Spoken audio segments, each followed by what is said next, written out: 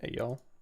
I was running late today, and uh, sometimes Tomas goes pretty long, and I usually check to make sure he's not on here first, but I completely forgot. So if I bumped him off, I apologize so much for that. But here I am. So hopefully I didn't. Okay, well, I think I got restream there. There we go. I'm doing good. How you guys doing this morning? Okay, everything seems to be working. So what I think we'll be covering today, let me go ahead and just put the screen up here, is kind of the making of, I guess, this scene. And you know what? I can probably just start here. So this, let's go to YouTube.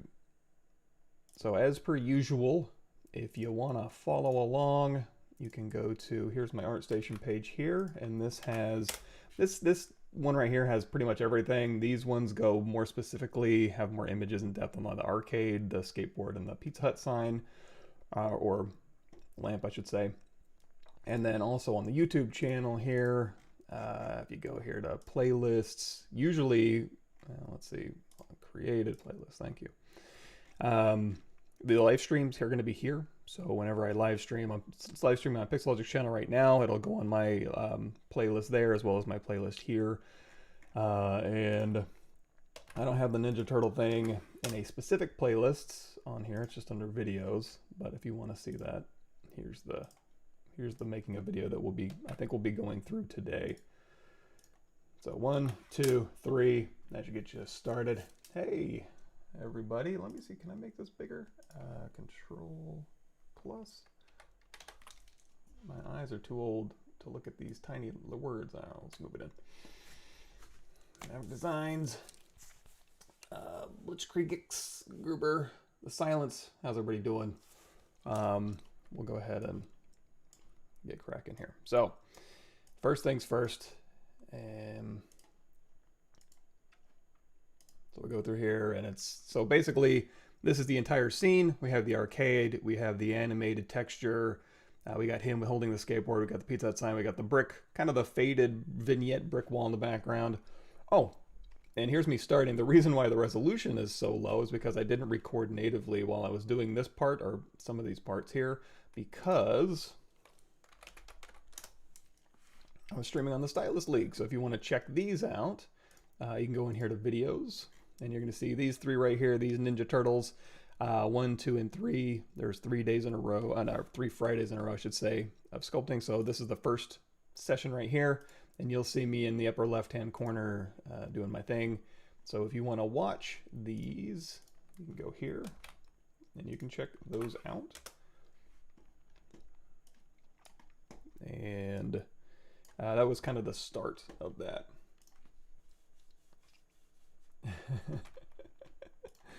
And then let's see here, this one. Okay, so that was basically just me just drawing, and all it really was just kind of looking at reference, looking at turtle shells. I was originally gonna go like kind of 90s hip-hoppy a little bit.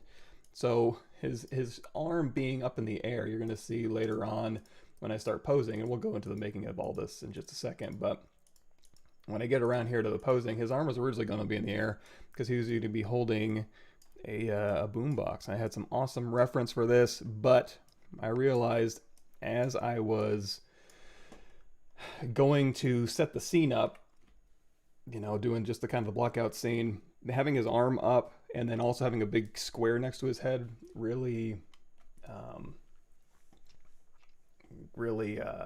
kind of blocked his face a lot. So it was actually going to be something like this. So this is one of the references. I don't remember all the, I just have a bunch of images here, so I apologize to the artist, but you know, it was going to be something like this, but this was going to kind of limit the camera angle that I could shoot from, and also the lighting might have been a little bit tricky. So I changed it instead just to have his arm up, using his elbow as a vector to kind of point at the arcade machine. Here. So we got all that, but we'll go ahead and, oh, and another thing too, as far as the hip hop stuff, I found these again on ArtStation. Again, I apologize to the artist, but it was going to kind of be a little bit more like this, you know, a little bit more urban, a little more, you know, interesting things on there. But then as I was working through it and I got rid of the boombox, I just kind of made him more of a, you know, a 90s Ninja Turtle style like that. So, and yeah, actually on the, speaking of the cheese pull, I did put a slice of pizza on his back during the live stream, but I got rid of that just to simplify things a little bit. So yeah, let's go through here, and I'm going to load up the whole scene here. So let me drop this down real quick. And again, we'll just kind of go piece by piece, and we'll just start remaking him. So, Turtle Power, Michelangelo, accessories, placement, posed, skin detail. Ooh, we got nubbins. And we'll also go into like Wrap 3D, I suppose, or Wrap 2020 now. And we'll start digging through some of that stuff too. So, with lashes, posed. Oh, date modified, sorry.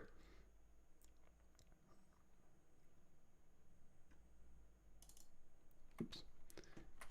We want bull placement. There we go. So,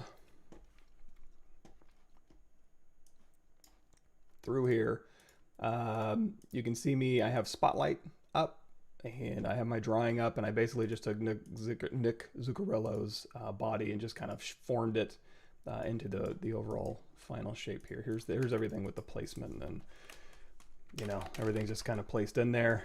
And so here's everything in the scene. And it's not the final low res or anything like that. I think the only thing I took from this file was his actual body and all his accessories, and then all of these had their own files. So the skateboard and the arcade, those are all in the middle of the screen or in the scene, and then I just baked them out. But everything on him is basically placed as is on there. So essentially, starting out, go in here, and I have Nick's, I don't know if he has, his is in the tool or it's in the project, but I have a version of his male average. It's just a Z tool with all the, oh, you know what? I saved over that. It was this one, sorry. This, so just a base human male to start with. I didn't start with ZSpheres or anything. I didn't start from scratch. Just going through here and just pulling him around to match my reference, and that's a pretty simple process. Just going in here to import, streaming, turtle power,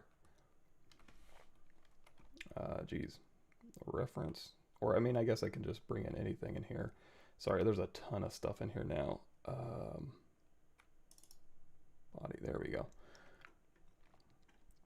And there are some new spotlight features coming out. If you guys saw the ZBrush Summit, that should be interesting as far as reference goes. I don't know when those are going to drop, but we'll see. So basically going in here and kind of matching my arms, or matching my overall, basically just the volumes on here. So, and also, you know, his legs are a little bit more spread out. So go in here to mask lasso, and if you want to save the camera view, obviously, there's a couple different ways to do that. One of them is just going to movie timeline show and just put a little dot in there, just tap, and then as you move your stuff around, you can go back and you know, do what you need to do. So go through here and basically widen him up, thicken him out, go in here with like the inflate brush. And if I'm going to be dynameshing any parts of his body here, for example, I could also go in here and like really thicken these arms up. He's got pretty beefy arms, and the hands as well, and maybe even go in here and lengthen them out. If you start lengthening them out here, they're going to go against cross world axis. Go in here to LSIM, and then that way you can kind of put those in there. There we go. So just kind of matching vaguely, and it's going to look pretty gruesome right out the gate. But we'll skip over me just noodling part. Again, if you want to see this in real time, certainly go to the stylus leg, and then, you know, we've only done it from one angle, so you got to go in here, and then you got to go and, you know, make it look okay. And of course I don't have reference for everything from all sides, so it's me just kind of guessing. The feet probably gonna have to be a lot bigger. You know, if you put your foot up next to your forearm, it's going to go from your elbow to your wrist-ish, you know. So we'll go ahead and we'll kind of scale that out a little bit, push this forward, and this is basically kind of what I started with. And as far as like if I was going to do a human with, you know, ears and nose and stuff, I might be inclined to keep the facial, the edge loops and stuff like that. But since, you know, he's just going to be more of a creaturey type person, I was probably more inclined to go in here and say, okay, let's go ahead and grab the head pieces here. So I'm going to grab that poly group, and then this one, and go ahead and split this off. So head and hands I usually work on separately. So we'll grab these and then these and split them off. And then if I want toes and stuff, I might go through here, but you know, and again, leave the geometry. But in this case, actually, let's do this. Control Shift, and there's a thing in here, visibility, Control Shift Q, grow polygroup all. So that way, you know, what I usually do is I'll grab a little piece of something, and then do Control Shift A, which is visibility grow all. But if you just want the polygroups, you can grab all these polygroups here. And if you want the rest of this one too, Control Shift Q will grow to the visible polygroup, and then we'll go and split that off. Special thanks to Paul Gabry for reminding me of that one.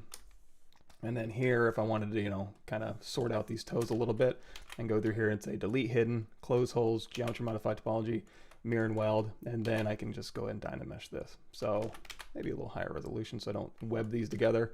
And this would be the start of my foot. And then go in here and, you know, start inflating this out a little bit, pulling these toes around and doing what I need to do to kind of thicken up this foot. But again, feet I would sometimes lump into the body, but head and hands I definitely kind of work on separately. And in fact, the hands itself, I probably will leave those, but I might go through here and be like, okay, this finger and this finger don't need geometry modify topology, delete hidden, close holes, and then just start sculpting on this. Because, and let's go back here, and this is already closed. So we could just hit Control D to subdivide, and then that way you got pretty decent geometry and you don't need to worry about fingers closing together. In this case, I didn't really have to worry too much about that since his fingers are pretty well spread apart. But a good enough start for kind of going in here and blocking in the fingers. The head, again, I might keep the loops as if I was doing a human, but in this case, it's going to be just a dynamesh head here, and then for the body, same thing. Now, hands are going to have to be greatly changed here. So again, we have LSIM turned on, so when we scale these, you know, those will look generally correct. And we could even maybe spin these around a little bit so they kind of match the reference. But and also, if I'm going to be putting accessories or t-shirts or anything on here, I'm probably also going to err on the side of having the arms a little bit more of an A pose as opposed to how I drew it, which is a little bit more relaxed. So we'll go ahead and push these up in here. There we go. And then this, the whole body, just go ahead and just dynamesh. Not at a super high resolution, just high enough to where I have the basic geometry here that I can go through and start, you know, modifying. So then just get your reference out and start going to town, you know, carving in your muscles, Damien standard maybe, and just start dialing in your volumes, making sure those are right. And this is literally just kind of like drawing, you know, on the mesh. You know, you got your scapula and your trapezius. The head, I might keep a little bit more just the head. So in fact, if I wanted to say, you know what, let's say the head, I want to have just a little bit more head by itself. So split hidden, and then the neck here, I can say shift bent arrow down, body shift bent arrow down, then one up, and then merge down, and then control drag, and just dynamesh those together. So now here and here. There we go. So now I can focus on just the head if I want to, and I can play at a different resolution. You know, I can raise that resolution up, and then I can go back down to the body, and it can be a lower resolution, and I can just work on the body by itself. You know, a little bit of clay buildup, Damien standard to kind of sketch on, clavicle, and again, scapula, get your reference out, and your little anatomy guides, and put a big old vertebrae in the back here, and the trapezius like we talked about here, occipital protuberance down here to the clavicle, and then, you know, lats cut across here, and then the trapezius. And again, we're just kind of drawing on here. We're gonna have a big old lump from the serratus anterior forward, nipples out to where the serratus anterior kind of comes in, and then the obliques down, the rectus abdominis here, and then here's the obliques right above the anterior superior, and then a little drop down TFL. Here's the rest of that, you know, all those things, all the little things that are in your body. And then gluteus medius and maximus, and whatever else is in here. What is that? Sartorius, adductors, vastus medialis, lateralis, rectus femoris. This is fun. This is fun to listen to, right? Hamstrings down through here, gastrocnemius.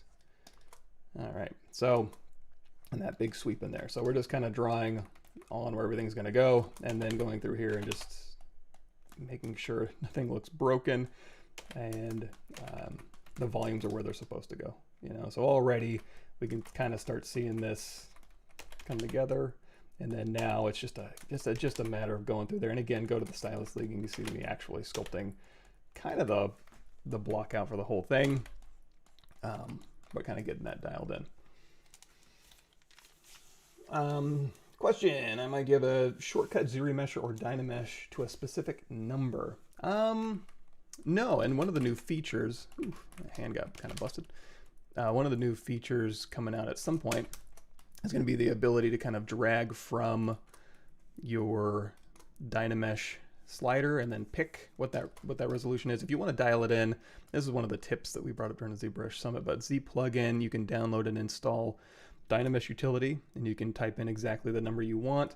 But for me, it's more about just kind of trial and error, for lack of a better explanation. But for me, when I'm blocking out, especially something organic, but there are some instances where I may Dynamesh higher for a hard surface, something I'm going to work on, or something like clothing, maybe, or something it kind of depends. But if it's just a general body, what I do is I work at a resolution that's super malleable. Like this is plenty of resolution. Like I would stay with this resolution for the next 3 hours while I block in the body. In fact, let's see if we can go and grab something that's a little bit more. Let's see what I have in here. We'll just kind of walk through memory lane here. Okay, good. Yeah. So this one kind of matched my reference a little bit closer, but you can see, and in fact, I even have it a little bit more granular. I have the arms and the hands and the legs and the chest and the neck and the head. This I stole, if you guys want to know where that came from. I stole it for myself, so it's okay. This right here, there's a full ArtStation, there's a full course on it. It's like 16 hours of ZBrush on ArtStation, where I basically make this goober. And I'll go ahead and link this here if y'all want to check that out. But basically, I just went into his subtool, and then here's something that may or may not know. So if you want to copy something from one stack to another, you can go through here, and it's underneath Z plugin. Subtool Master. There's a lot of cool things you can do in Subtool Master. One of them is copy folder. So I'm in here in the headphones folder, so I can say copy folder, and then I can go back to what I'm working on, and I can say paste folder, and it'll go through and copy, it'll paste all those subtools in here. So I can just go through, and it'll keep the folder as well. So if I want to transpose, go in here and say transpose set, boom, there I am, and I can, you know, move that stuff around. I need to go through and organize that folder because there's some wrong stuff in here, but that's generally how that would work. Of course, now I can go in here, I can delete the folder, and that'll leave my subtools, or I can say delete all, and that'll go ahead and get rid of all that stuff there. Change any pin tablet related settings in ZBrush for better brush controller sensitivity? No, but there is a new, again, ZBrush Summit, the new stuff coming out. It's not at some point. There is going to be a lot more control under brush, alpha and texture. There's going to be a ton of stuff in here that I may actually go in and change my tablet settings for when we're talking about using different alphas with different textures. That would be one of the reasons why I might dive in there. But for me, I think I keep it, let's see, brush, tablet, I think I keep, yeah, global settings and then preferences. What else we use in here? Somewhere in here, there we go, tablet. So all of this stuff I think is just default. So, and I'm just using an Intuos Pro Medium tablet. So nothing fancy at all. Cool. How'd you study anatomy? A class, a book, an app, all of the above. The most recent one I did was Scott Eaton's anatomy and then portrait class. And then I also have, if you want to see the books in particular, let's see, bookshelf, share, get link, anyone, copy. There you go. You can check that out. There's a bunch of books on there. For me, a lot of people can go through like these Bridgman books and just redraw them and understand it completely. I'm not that way. My brain, I'm not good at guessing. I'm not good at being like, oh, it just works that way because it does. And you'll remember it and this is what it needs to be. And my brain just doesn't really work that way. So the Scott Eaton class was good for me because it was very, very granular. It was very, it really talked about a lot of stuff that makes sense and kind of sealed in my brain a little better. Not perfectly. Believe me, after going through the course or even going through a book, I'll learn it-ish, and then I'll retain maybe 5%, and then I forget the rest, and then that 5% will kind of stick with me, and then over the course of years, more and more will stick. So my brain, it's not a good one. I wish I had a better one, but eventually over time, and again, I didn't live and breathe it for years. I basically, live and breathe it for weeks. Don't apply it a whole lot because I don't really do a ton of anatomy in my day-to-day. And as a character artist, that's crazy, but I just don't. And then, I don't, make a point to stick with it and continue doing it because that would make it stick in my brain a lot better. So it's really my fault. It's not my brain's fault. Custom UI and ZBrush keeps resetting from time to time when I start ZBrush, even though I stored my config, etc. Occasionally I'll start up and my Pav custom will be gone. I just close it down and restart. That happens maybe once every 3 or 4 months. So it's not a huge deal for me. Yeah, I don't even bother with restoring or anything. I just, it didn't load my Pav custom. Close, open, and it's done. And then it'll bug me again in 4 months. Do you 3D print your models after you're done? If so, what kind of 3D printer do you use? I have a 3D printer, Anycubic Photon, that I've never used. I went through and I learned a lot. I got a lot of stuff and I made some modifications. Then I tried to print, and because of the modifications I made, it didn't print correctly. And then I had to go back in and strip it back down to its defaults. And then at that time, I was not interested. I have to go back and 3D print again. So no. I don't 3D print it all, but eventually, yes, I'd love to. A lot of subtools doing hard surface need to keep polygroups going to Paint or FBX to get a lot of texture sets. How to only have one texture set? Texture sets are assigned by material, and we'll get into that. So when in ZBrush, I honestly don't know how to fix that. I send everything through Maya. So when I go into Maya, I assign a material to all the objects that I want to have a texture set. If you just send it through and and ZBrush assigns a bunch of materials to it, then you're going to have a bunch of materials. There may be something under export. FBX, let's see, test. FBX here. Visible bin, embed maps. Polygroups as mats, maybe turn that off because you definitely don't want to do that because that'll give you a different material per polygroup. However, I don't know that I can really control. I assume that this would all just assign one material, but if it assigns one material per subtool, I don't want that either. So at that point, God, I guess I want to keep these separate, so then I would have to go into another program and assign a material to all the objects that I want to keep in one texture set.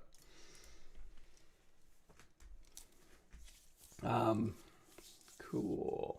You ever feel the art block thing where you don't feel motivated enough to get to work on stuff? If you do, how do you get over it?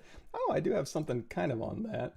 So if I go in here to ArtStation, let me go in here to my blog, motivation, inspiration. I'll go and shoot that to you. The long story short is essentially, I find motivation cool for like when I'm kind of trying to feel out what I'm specifically going to make, I don't find motivation very useful when I'm trying to use that as a way to do something. In that case, or inspiration, I should say. Kind of both, depending on how you define these terms. But basically, for inspiration, I like looking at stuff and, and trying to get inspired. If I was going to do, this is a great inspiration for, what I was originally going to do. This could have been just perfect, just looking for cool reference images for what I want to make and see if that sparks anything. Or like I said, have, let me see if I can find some more. I don't have a ton of Ninja Turtle reference. Oh, that was a cool one. And again, I apologize to the artist. There's, I got these off ArtStation and I'm using Quadro, so I don't have links back to everything, but this is super cool. So, I mean, I didn't use anything really specifically. I guess my nunchucks look very similar, but it's a very stylized, awesome kind of a Illustrator style. Actually, I don't know. I guess I did pull a little bit from this. I see our wraps are the same, knee pads a little different, but yeah. So just anything that kind of jumps out at me that's kind of neat, and then I want to incorporate, and then also like the real world. It's just straight up. I'm just gonna match this. I wasn't making any real stylistic choices when I was going through and just remaking an arcade. It was more about just kind of getting it done, but. Using those, motivation, inspiration, to kind of be like, ooh, I want to make this specifically. Using motivation and inspiration and like having a bunch of toys around me or comic books and being like, oh, this is going to motivate me to actually sit down and do something. That doesn't work for me. For me to actually sit down and do something, I kind of have to make a game of it. Or it's like, okay, this might be a little grueling, or this is just going to be game resing and UVing. It's more about, I just got to sit down and do it. And the hardest step is actually, sitting down and doing it. If I can get over that, then I can usually get into a pretty decent rhythm. And then especially if I'm going to be doing something like this, where it's like literally Star Trek Voyager over here on my Surface. I have this, I have my reference up, I have everything else shut down, and I just go through and do. And then 3-4 hours later, it's all blocked out and I go to the next thing.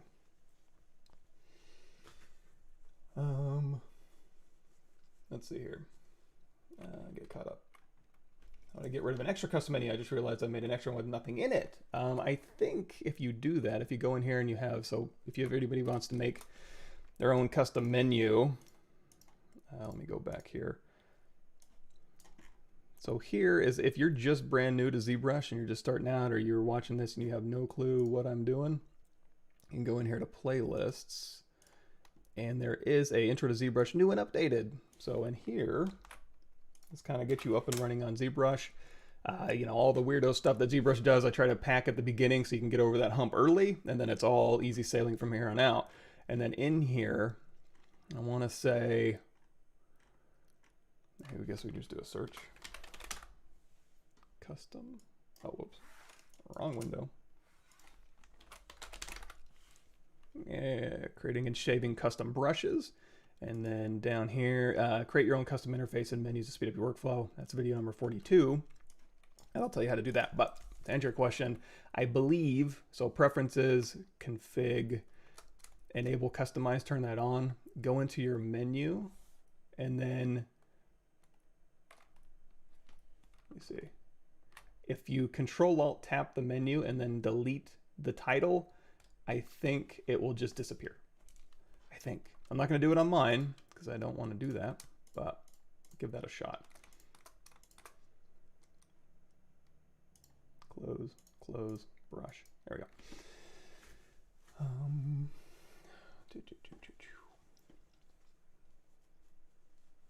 Cool. Good morning, John. You heard your game was coming right along. You guys don't know John. He's making a Skeptics board game, and in fact, one of our live streams I linked to earlier, the live stream full playlist. We did a whole scene. It's got a skull and playing cards. There it is. Seance table all the way through. I think we even went into Keyshot for that one. So the whole shebang, which is pretty rare for me. All clicking and select subtools works great with the mouse, but it's fiddling on a tablet. Is that a tablet setting problem, or is something in ZBrush I need to change? Oh gosh, that I don't know. Well, if I don't have specific problems, it's hard for me to troubleshoot because I can't recreate it on mine. So I have pretty good. Occasionally I'll have a file, or I'll have something subdivided where I'm not, or something low res. And I think if it's very low res, you may have to actually, you have to make sure you alt tap on maybe a vert is how it's selecting. So if you do an edge or a face, it may not select appropriately or something, but I should have a better answer for you. Cool. Block out, go to next things. What are your workflow steps like? Okay, so basically I'll have a block out here, and we kind of have, you know what, let's do this. Let's go into, let's dump. I'll do a dump occasionally when I'm live streaming just to kind of get rid of all the little files we pull through. And I'm gonna open a folder here. And let's kind of step through and I'll explain. So Turtle Power, Michelangelo.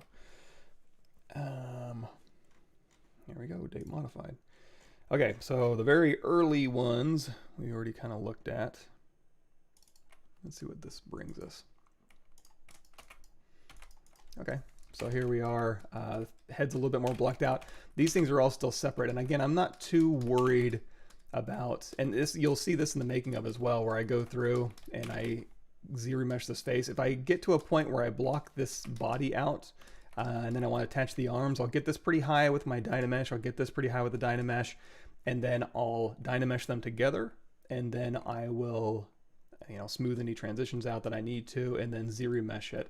And then I'll ZRemesh it in a very specific way. So for example, and you can actually see that process, I've done it quite a few times, but one that I can call out specifically, I'll link for you, is the leprechaun kind of weirdo guy we made. There we go. Willem Dafoe leprechaun.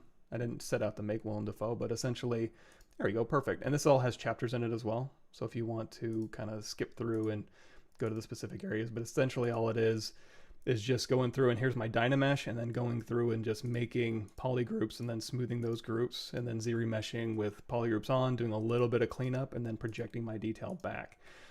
In this, so I'll link this to you, sorry. Share, start at, there we go.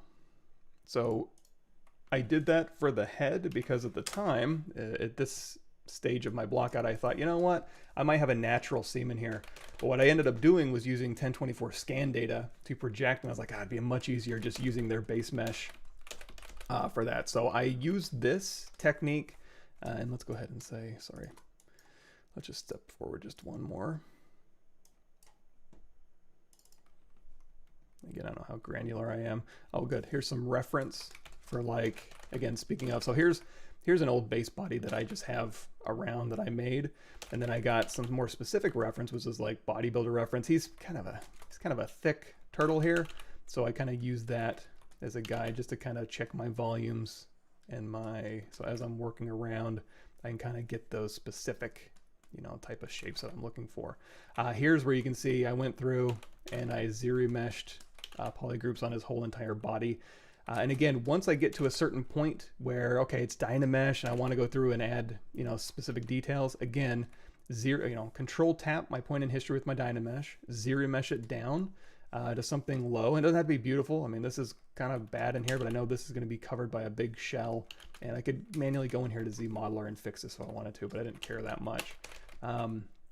Again, based on my polygroups that I had masked out, and then go through here, and then now I have subdivisions. So as I'm projecting the details back, so one, project, project, project, I've got my Dynamesh detail projected to my subdivisions here. So now I have much better control. If I want to step down in my subdivisions, I can go down, I can make some big changes, or I can smooth some areas, or I can build up some areas at a lower res envelope, and then go through here and my details will kind of follow. So I'm able to kind of, and again, it's not the great, geometry isn't great. It just has to be a little more predictable.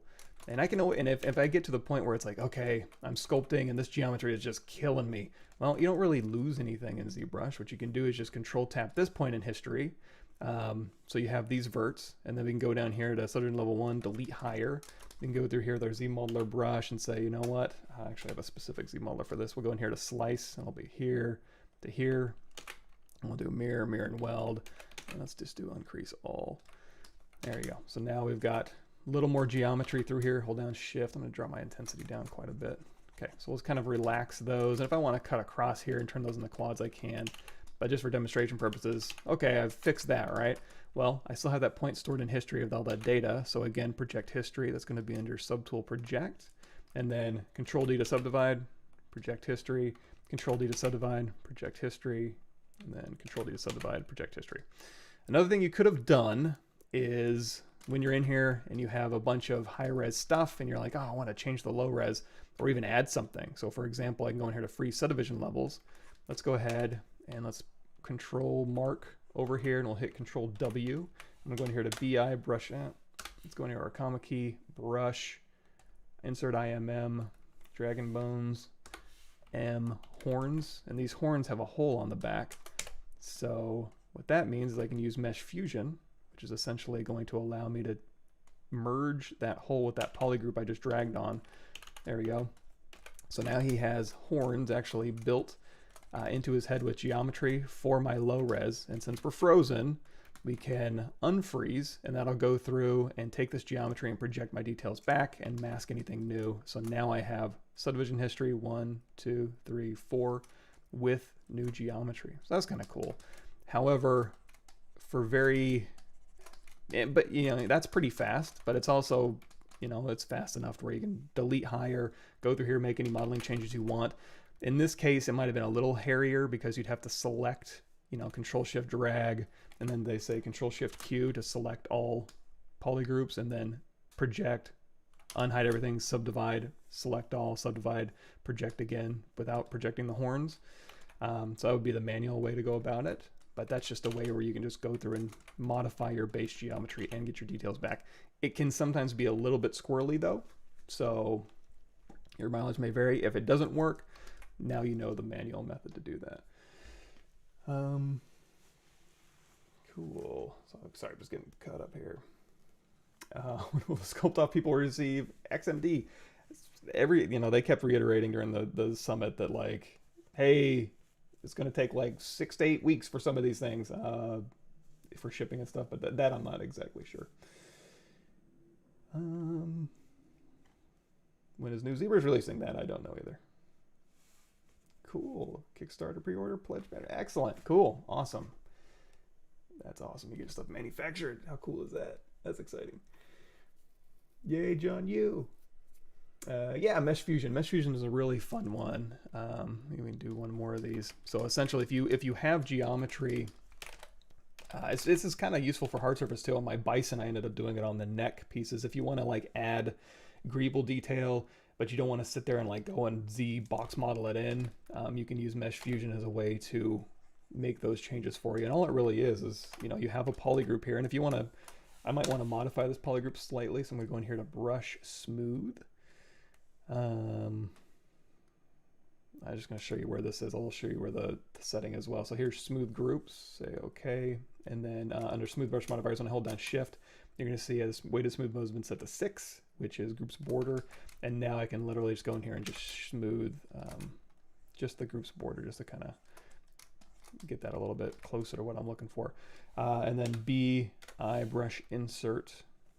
And you have primitives with holes in the back, IMM primitives H, and the reason you have those is for things like this. So we can grab a cylinder here, and then this can even actually go away from the mesh, so you can control drag and it'll actually interpolate between the hole of the one subtool and the distance of the other.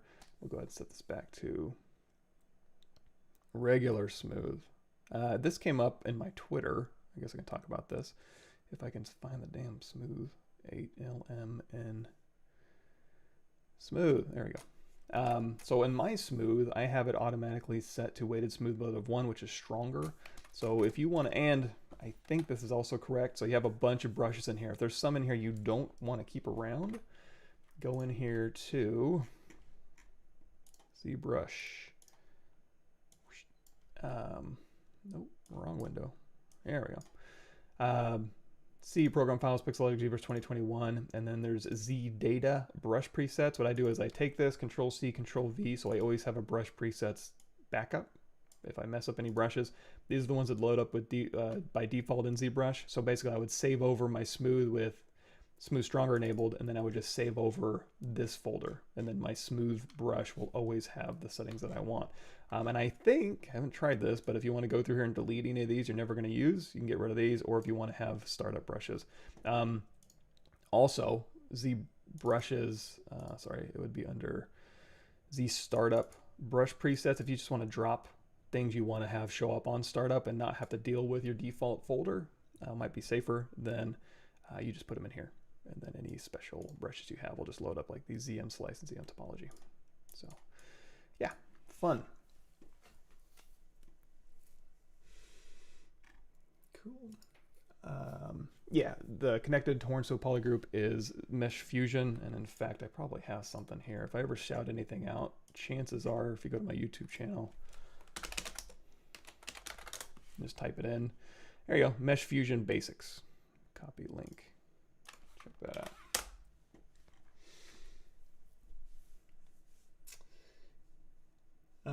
Long time ago, I was ZBrush sculpt TMNT and started learning sculpting, but I'm not trying to make this character anymore. It's fun. It's a good way to learn ZBrush, actually, is just to take a character and then just give it a shot. Let's go to the next Michelangelo here. Posed. Here he is posed, and this is like the very first pose save file, and you see there's some nasty issues in here. It's essentially just rotating his arm, his hand's a little bit big, and but all the landmarks are in place. You know, he's got his bodybuilder body, and then at this point it's just going through, and this is kind of brute forcey for me. It's just going through and just refining what I have.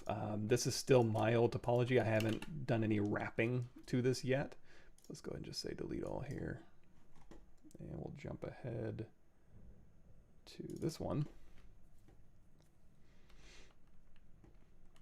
and we'll talk about wrap. So I'll go ahead and load that up as well.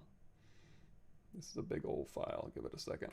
There we go. So now this one, you're going to see this, you know, his musculature is dialed in, and it's also dialed in for if his arm is going to be up in the air. This is more what his muscles would look like in that pose. And then for a relaxed arm, these are kind of, he might be a little flexed. I don't know. He's super bodybuilder. You know, this leg's a little more relaxed than this one that's supporting the weight, I suppose. But I don't know. I tend to go just a little bit over. You know, we'll call it, I would guess I would call it artistic license, but in reality, it just monkey see, monkey do. And I have a bodybuilder reference, and I just make everything bodybuilder to the max, which I don't know, it isn't great for storytelling, but yeah, I'm taking questions. Why not? What does one do if subdividing a mesh to get a smaller micropoly thread that totally destroys the mesh, kind of like Swiss cheese? That I think is a poly count, or maybe even a memory issue. I have that problem too. So if you know, this is 44 million polygons, I'm like, you know what? I want to make a Ninja Turtle made out of knit, and I want to replace every single polygon on here, all the polygon face with a knit face. It would probably give me, number one, it'd probably crash my machine because it would turn into, you know, a billion polygons, but also it would just kind of chunk out. It would be like, oh, I can only draw so many areas. I wish I had a better answer. I haven't really investigated that a ton, but I have had that happen. But usually that happens. I'll show you a case where it may happen. Let's do this. Let's go in here.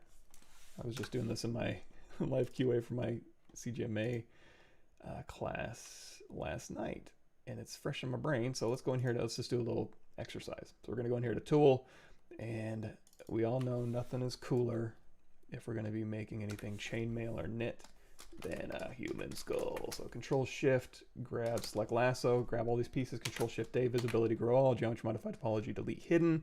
Let's go in here to subtool, delete, not delete all, delete other. Load it back up. There we go. You, delete hidden, delete other. Okay. And I like to do a quick deformation unify, just throw that ZBrush scale in the middle of my scene. So we have a skull here. And you know what, let's go ahead and subdivide that once, and I'm going to append just a plane 3D, and then over this plane 3D, we're gonna rotate this around. If you guys are like, sorry, y'all are just wondering like what the hell I'm doing with dynamics and such, you can go to, I get my ArtStation page, and ZBrush 2020 what's new, 2021 what's new is going to have a bunch of stuff, and then I have all the stuff broken down like 2021.5, 0.7, 0.8, or not 0.8 yet, but it's all broken down. But in all of these, if you go in here and you just click on the YouTube link here, you'll see it has everything. This whole playlist contains 91 videos, so you can check those out and get caught up. Now the point of this is dynamics. So we're going to go over here to dynamics and gravity. Now if you have gravity up very much, and let's go down here to our dynamic in here. Dynamic subdiv. So dynamic by default is going to turn smooth subdiv up, so we're going to turn that down to 0, and then we're going to say, you know what, I want a micropoly, and we'll do, excuse me, chainmail. Now these are just instances, so all of these chainmails, all these little links are just this object right here assigned to every single face. So while, and again, it's just fake, it's not fake, it's instance geometry being driven by these faces. So if I go through here and I say run simulation, it's going to fall to the floor. But if I go in here and I say turn the inflate down, because that's going to be the kind of the bubble around your collision volume and the resolution of the collision volume here. Now it'll stick to the face and fall to the floor, because we do have our floor turned on and our options floor collisions turned on. So now you're going to see it's going to drape over there. However, it's still fake. It's still just instance geometry. But you're going to see when this fell, these things started getting real stretchy. So there's two ways to combat that. Number one, you can turn down your gravity strength a bit so it falls slower, and that gives more time for your simulation iterations to catch up, and it'll maintain those relationships or those distances between those verts. Or you can do it manually. B for brush, T for transpose, C for cloth, and now I can literally manually go through here and it will transpose. I can go as slow as I want, and then I kind of wrap this chainmail around this head. Again, it's going to kind of start stretching that geometry, especially if you go fast. In fact, you can just pull it through, but you're going to see it's not going to give it enough simulation iterations time. So you can go up here and crank up your simulation iterations. You can move up your firmness. You can turn down your gravity, and it will try to maintain those distances a little bit better, but it also might just be a little bit of cleanup once you're done. And again, since it's just geometry, you can just literally go in here with your move brush and, you know, move around and pinch and whatever, just to kind of dial those in. Now back to the knit question here. So let's say, you know what, I don't want chainmail, I want just a knitted pattern. Oh, that's beautiful. And you know what, well, I guess I think what you could do is go in here and just say, let's do gravity up a little bit and run the simulation. So we're just going to do like a little knit cap on here. Let it fall. Yay. Alrighty. And again, it's just geometry, so I'm going to go out of dynamic, control shift. I need a place for my face to poke through, so I'm just going to go through here and slice that off. Delete hidden, ZRemesh, same, depth size down to 0, and get some new geometry on here. It tries to make everything nice and square. Let's do double. Oops. Same, double ZRemesh, sorry. There we go. So now if I turn on my knit, I have a little knit shawl here. And also might be, let's do align, rotate, let's align our edges. There we go. So hit align edges, and that'll make these a little bit more closer to the pattern. So you may be thinking, okay, these aren't tiny enough. Well, you're going to go in here to your smooth subdiv preview and it can give you a fake subdivide. You know, so if you want these smaller or to have more, it's like, okay, you know what? This is looking good. I like this knit density, I suppose. So I'm going to go ahead and apply that. And now this is real geometry. You can see I jumped up to 3 million, and we have a bunch of knit things in here. Now I can go through here, my deformation down here in your deformations here, and you can say, you know, inflate or whatever. So I'm going to go in here and inflate once just to kind of fatten these up just a little bit here, and that's real geometry now, so I can inflate them. However, if I go back in here, I'm like, you know what, I want to smooth preview this, you know, just once. So I'm going to go through here and I'm going to say, okay, turn on dynamic. Oops, let's do a mesh cleanup. Let's undo that. So turn off dynamic here and go into mesh integrity, fix mesh. Okay. So we go in here and we turn on dynamic, and all of a sudden it does like this, where it's like, what the hell?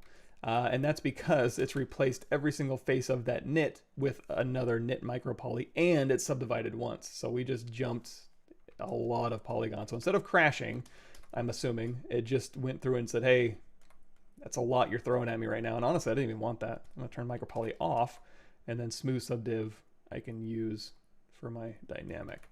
So that's the only time I've gotten that, is where it just, like literally, if I wanted to go through here and put a knit on every single face on my new knit, which would be nuts. Not really what I wanted. It does kind of do that Swiss cheese thing.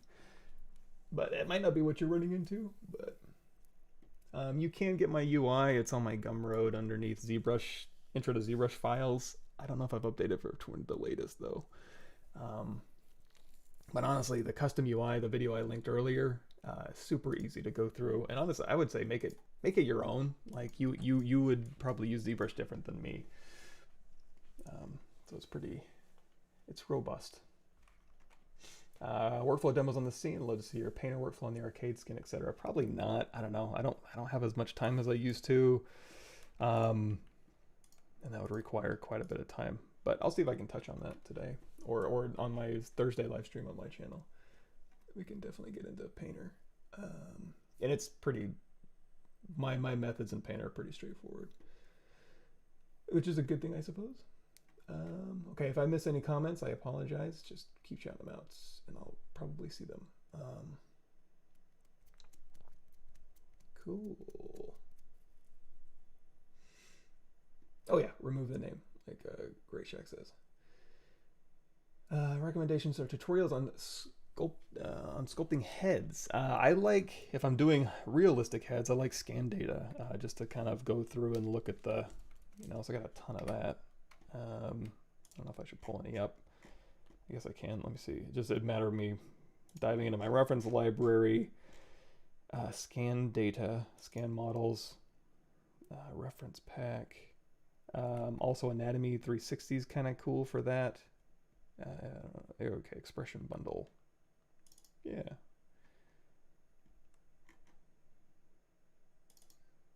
Let's load this up. Oh, that's just an OBJ. Let me see if there's a Z tool in here.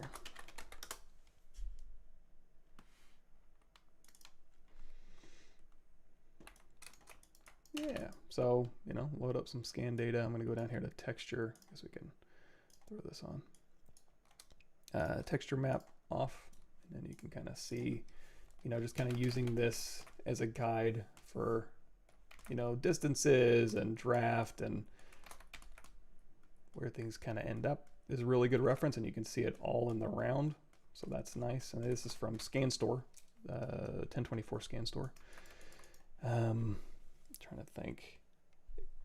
On the bookshelf I sent out earlier, there's like specific. This one we were referencing earlier. So let me see. This one. I want to say there's even stuff for head specifically, head and neck right here. Forms of the head and neck. I want to say there's other portraits and head stuff specifically in here.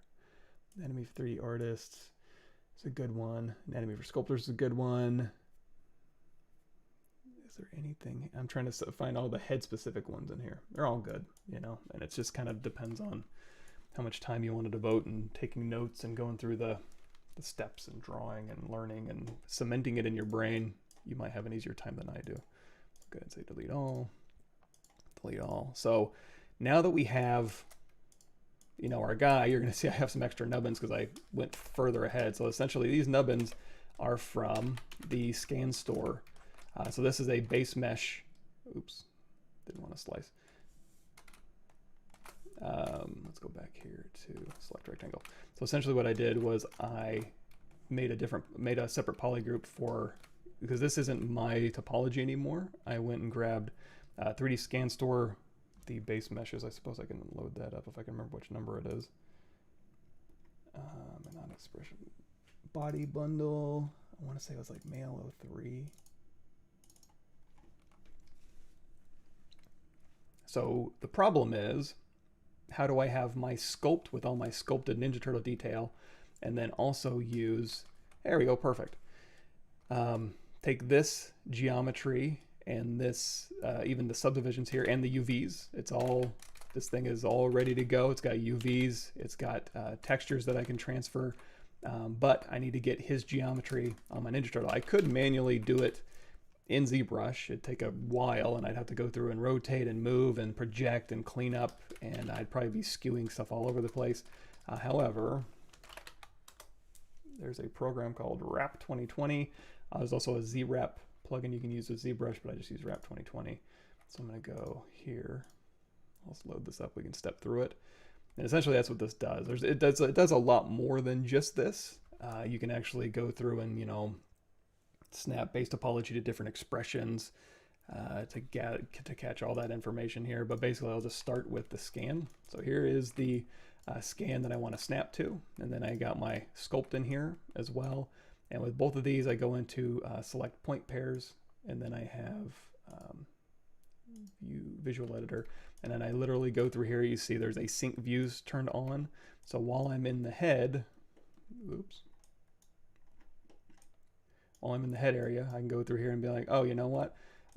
When the computer is looking for ways to place this, I didn't care about the ears because I'm not matching an ear to his ear. I didn't care about the nostrils because there are no nostrils on this guy, so it just ends up where it ends up. But if I wanted to do something specific, you basically just go in here and say, okay, here I'm trying to find something where they both have matching, you know, corners of the mouth. There's 18 to 18, and that's really all you do is just go through here and you plot points. So if I go through, I'm like, okay, this point right here, 151.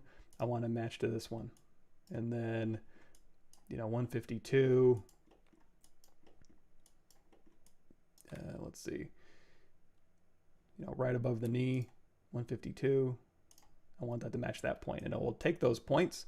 And after I've done that selection points, and then I go in here to wrap, and I'll also have the image here. So I have the body, the color JPEG loaded into their scan body, so it has the color.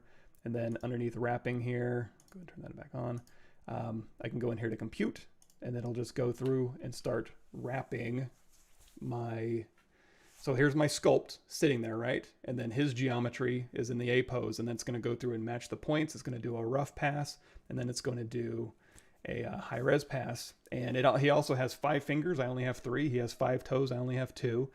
I don't have nostrils or ears, but when it's done, it will go through and in fact, you know what? This will be even better. Let me link you to,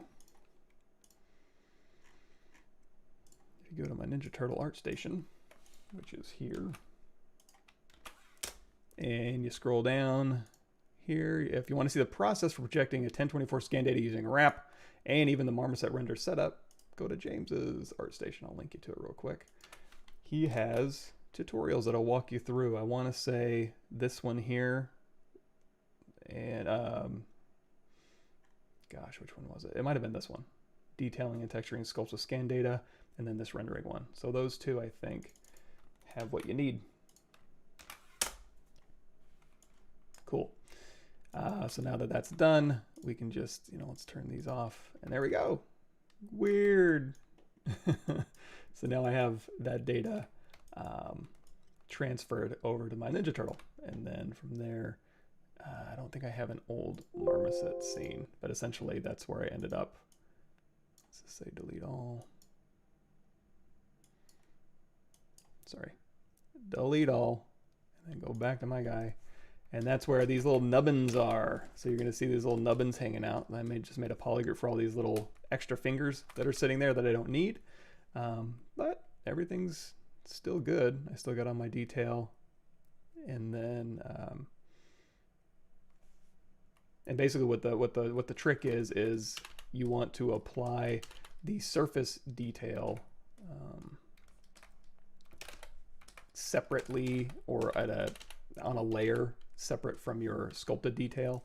So let me go ahead and just delete all this, and let's step forward one. Sorry, I got a lot of stuff open now. In fact, we can probably kill my reference here. There we go. I can see. I'll go back in here to Streaming. All right, date modified. So posed, nubbins. We'll skip forward to the next one here. And this is all transferred. Oh, one thing I should bring up is when he was, let's go in here so we can see this a little bit better. So here he is, all his skin is all transferred, and this is in, so here's the texture on for the human. However, you're gonna see, I did go through and clean this up. I was able to clean it up in ZBrush. If you wanna erase something in ZBrush, one thing you can do is you go in here to, and you also, because here's the thing, you have color and you also have height information. So, and this is also good for scan data, just general scan data cleanup. So if we go back here, I use this. This was a ZBrush 2020 ZBrush 2020, what's new, I think. So one release back, but, so this is the extraction. So extraction brushes, and I also use this for like cleaning up this scan data. So if you have like errors with color, that it's not picking up color, and you also, you know, you got bad height information, you can literally just extract the height and the color information from one area, and then you can use that brush to go through and paint it on to another area. Like so. So that's how I basically went through and cleaned this up. So this specifically, I guess, you know, we'll start at index 23.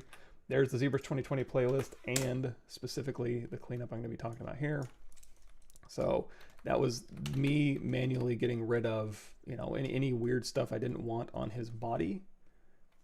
You know, I just transferred the texture to the Polypaint, and you can keep the texture separate. I don't know if 34 million is enough to keep the, you know, 8K or 16K. I think these were 8K amount of information, pixel data. I don't remember the exact math that would determine, and it also kind of depends on how much space you're actually using, to be fair. Sorry, I'm just closing these down. But having said all that, how I would go through and extract information from one area to another would be, again, using the extractor brushes. So if I wanted to, I guess, like erase a nipple, but also use like skin and skin colors and skin textures from an area that's similar. So BX, brush extractor brush. If you want this to be higher resolution, go in here to alpha, and you can see there's a from brush. That's basically hitting G on your keyboard, but the alpha width you can change. So let's change this like 256. We'll turn that off. So now when I hit G, so you're going to want to make your brush size about as big as the swath of area that you want to copy from. You're going to hit G and then just drag across this area and let it capture. Give it a second. This is a lot of information it's capturing. There we go. So now we have the alpha skin texture and the skin texture, and then the alpha, the height information. And then I can just take that and use this to kind of, again, just kind of brush over that. And you can use this in all number of ways. So that's how I got rid of, you know, the bikini area, and also his ears and his nostrils and stuff like that. You could also do it in Photoshop, I suppose, but it's easy enough to do in here as well.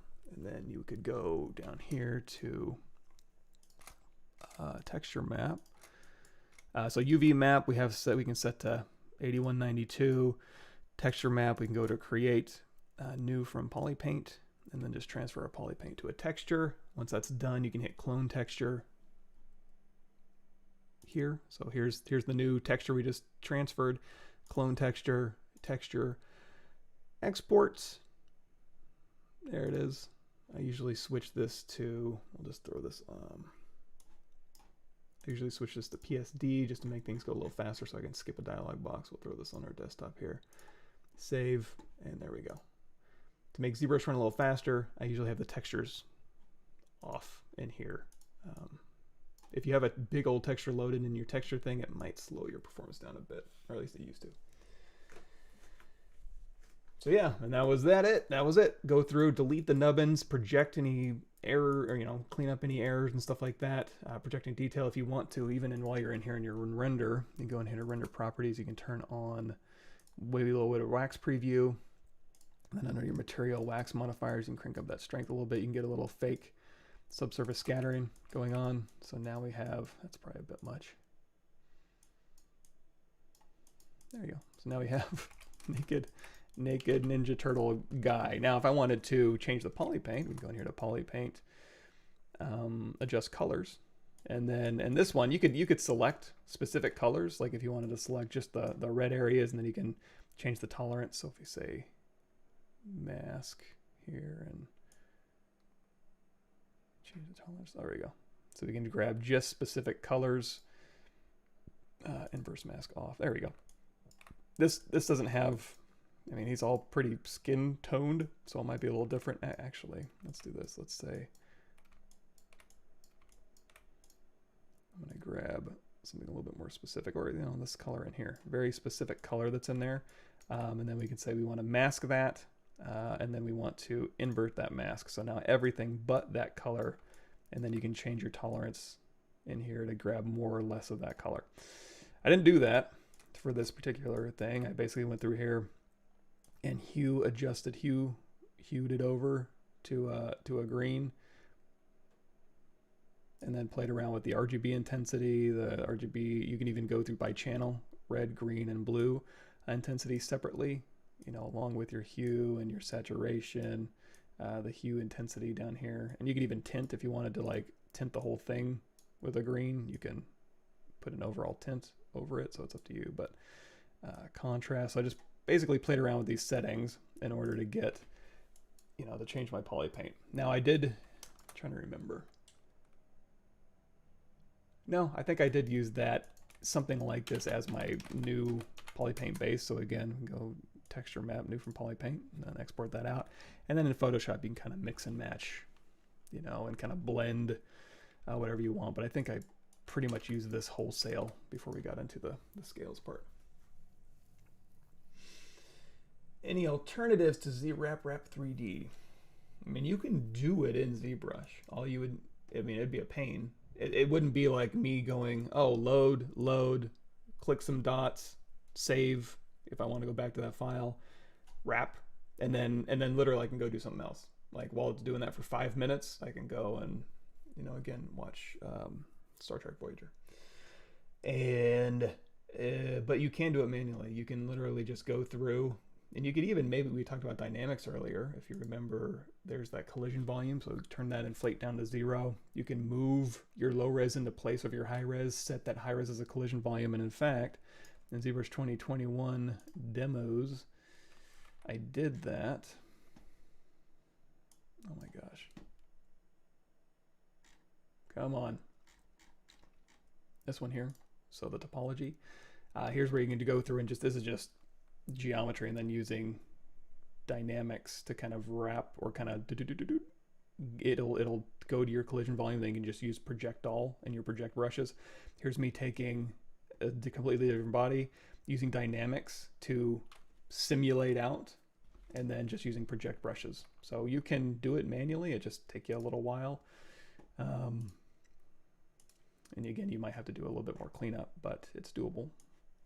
So ZBrush would be the alternative, I suppose. But again, it pays for itself, me using it once and saving time with all the cleanup I have to do.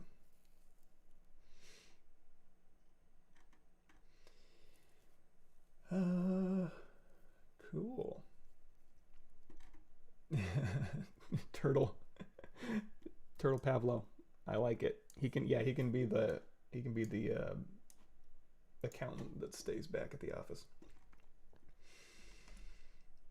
Then the thin fabrics to give them the best chance of 3D printer, such as thin straps on the turtle or colors, etc. That's kind of like the tolerance level of your 3D printer and how much. I would say probably, again, I don't 3D print anything. I mean, I've had stuff 3D printed, but I've never gone through and messed around with that, so I probably wouldn't be the person to answer this. But same thing if you're doing details on that thin fabric, you probably want to use the contrast deformers or put on layers and overcrank it. You're probably going to want to overcrank the thickness just a little bit, especially if you're printing at scale. If this guy's going to be a miniature that's, 1.5 inches high, then these straps probably, and also you want everything to be airtight. So in this case, I might go in here to So my move brush auto masking, you're going to see I have backface masking out here, so I can just hit Alt F, which is my custom here, but I can go through here and I can just pull in those back faces.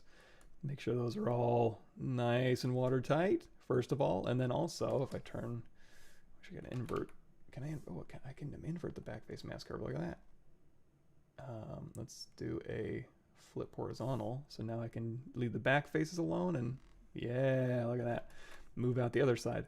So that way, you know, I'm going to over crank that thickness. Let's go ahead and flip that horizontally again, and now I'm going to pull down the insides. So yeah, if it's giving you trouble and you want to Dynamesh or union those together, you probably want to err on the side of straps that are too thick, and just for readability and to make sure that your 3D printer can do it. Of course, I'm not a 3D printer guy, so yet give me some time. Oh, I can't read that. Gorillab. Hello. It's dark blue on my screen here. Tearing on a t-shirt live Boolean is a good way. Is there a faster way? I would do that with the, do I still have that head? Yeah, fabric tears. This is another thing I went over in my CGMA class. If you wanted to actually have holes and not just be like a t-shirt like this with a big tear in it that goes underneath of something that you're going to bake out as one mesh, then I would say if you're going to have holes in something, you gotta say delete higher. Oh, that's a bad example because it's all, let's go here, delete higher.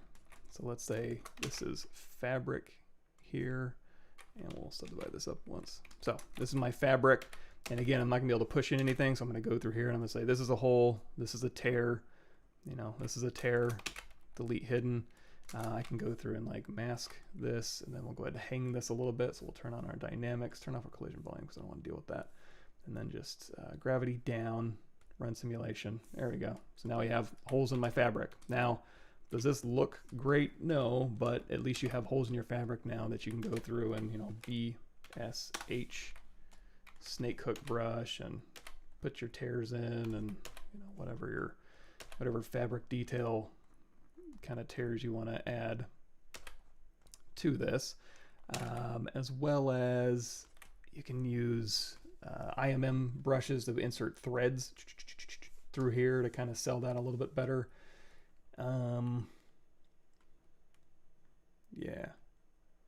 Yeah, I don't know. Torn fabric. Oh, and there's also VDMs. I think I got these to sell this idea too. So these are from ZBrushGuides.com. There's like damaged VDMs, so you can go through here and you can go through and just, these are like cloth tears you can kind of just dial through. If you don't know how VDMs work, you can make your own. In fact, you can just modify these if you want to. We can go in here to Plane 3D, edit, make Polymesh 3D. There's other, you can go into the comma key, you can go into project, and you can load up, and they're miscellaneous. There's some stuff you can use, but I'm just going to reconstruct this back down to just a single plane here. And then I'm going to turn off the smooth modifier, divide this up so that we have, you know, plenty of geometry. And then if I want to modify, say, this one, I can go through here and I can pull this out. And a vector displacement, again, if I ever shout anything out like VDM and you're like, what is he talking about? VDM, give me a break. It's this, VDM. There you go. Tons of information on VDM on my channel, so you can check that out. Now, vector displacement alpha, essentially what it is it's not just a 2D alpha that's going to, like, you know, you have detail and it's going to project straight back. It's actually going to build in these undercuts here. So if these are, let's see, so you can drop down in your Z intensity and you can lessen some of these effects, or, you know what, I want to put them in different places. So I'll go back up, BSH, snake hook brush. And again, we'll make these the intensity up, sorry. There we go. So we got these little nubbins pulled across, and then we'll do BSH here, and we'll pull in a new nubbin order. Maybe we'll, oops, let's turn off backface masking. Maybe we'll change the shape of this here. And again, BSH. So you can use this to kind of pull across like so. And if I want to capture this, well, I can just go back to my cloth brush here, brush from mesh. That'll throw this mesh here. And then now when I cycle through these, I've got a new VDM. So if we go back to our cloth here, I've got my new VDM, and I can use this to kind of go through and give me that. So you can use these to kind of chew up your cloth as well. Let's see, delete all. Let's scoot ahead just a little bit here. 8, pose.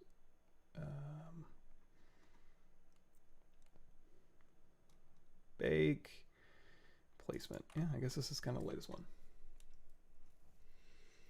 What are the benefits over wrap to the ZWrap plugin? Wrap has a lot of other functionality. Like I said, you can batch through multiple expressions using the same base mesh with different markers if you wanted to. Honestly, I'm sure on their website they have the pros and cons of all that. But I just have a wrap license, so that's just what I use. No point in me getting ZWrap if I already got wrap. So for me specifically, let's go to Alt S here and go back down here.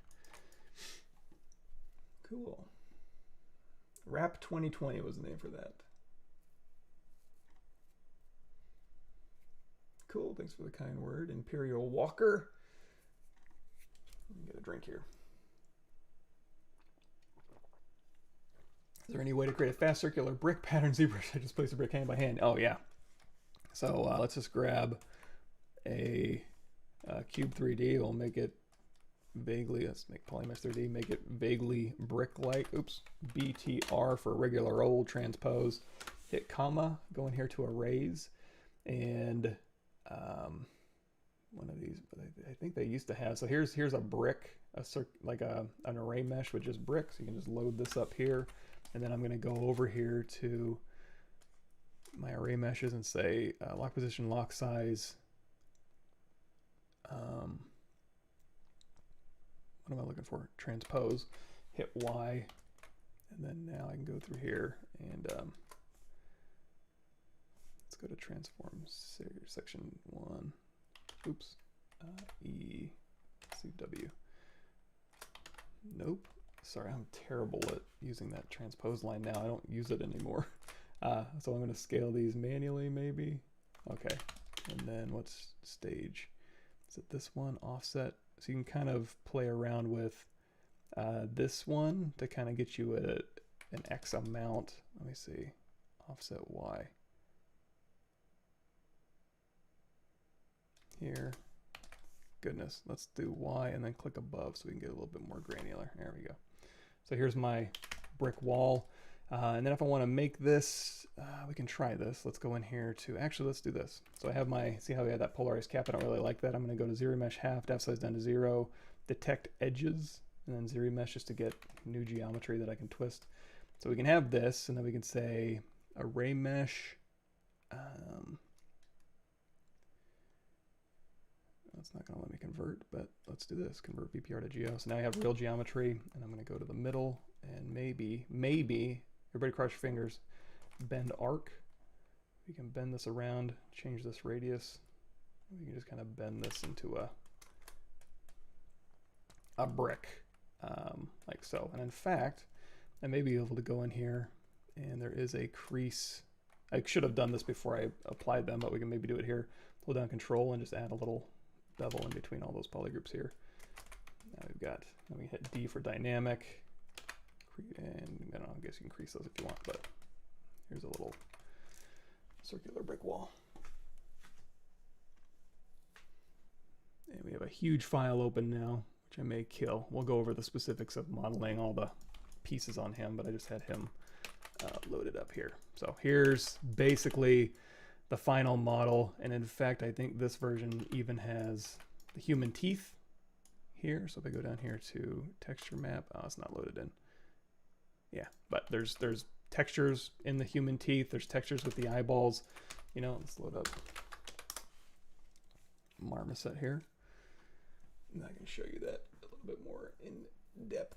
File recent.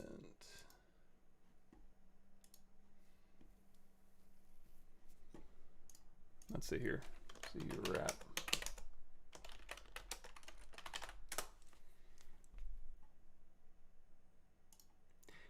should I wrap my car?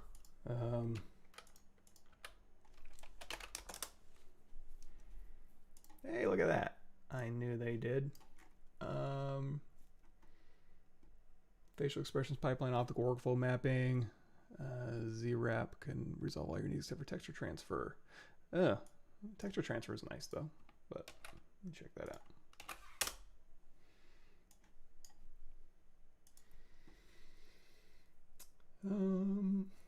Cool.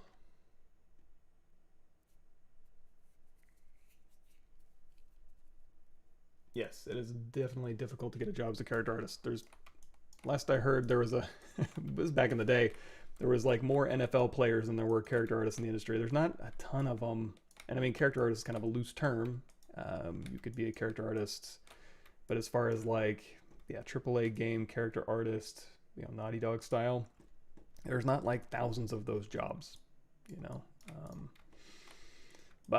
So here we have the entire scene, and specifically just him. So if we go through here, and I'm gonna go through and see if I can simplify this scene just a bit. So here, so the lamp had a lot of the lighting built in, but here he is, just him. And let's go in here to our sky, and we'll say, let's go into the sky light, and we'll change that brightness up just a bit. There you go. So you can kind of see him. And again, like I said, he's got the lashes, the realistic eye textures here, and that's all in that setup scene that I sent out earlier. And in fact, let's go in here. There we go. So there's the eyes and stuff. And these are straight up from ScanStore.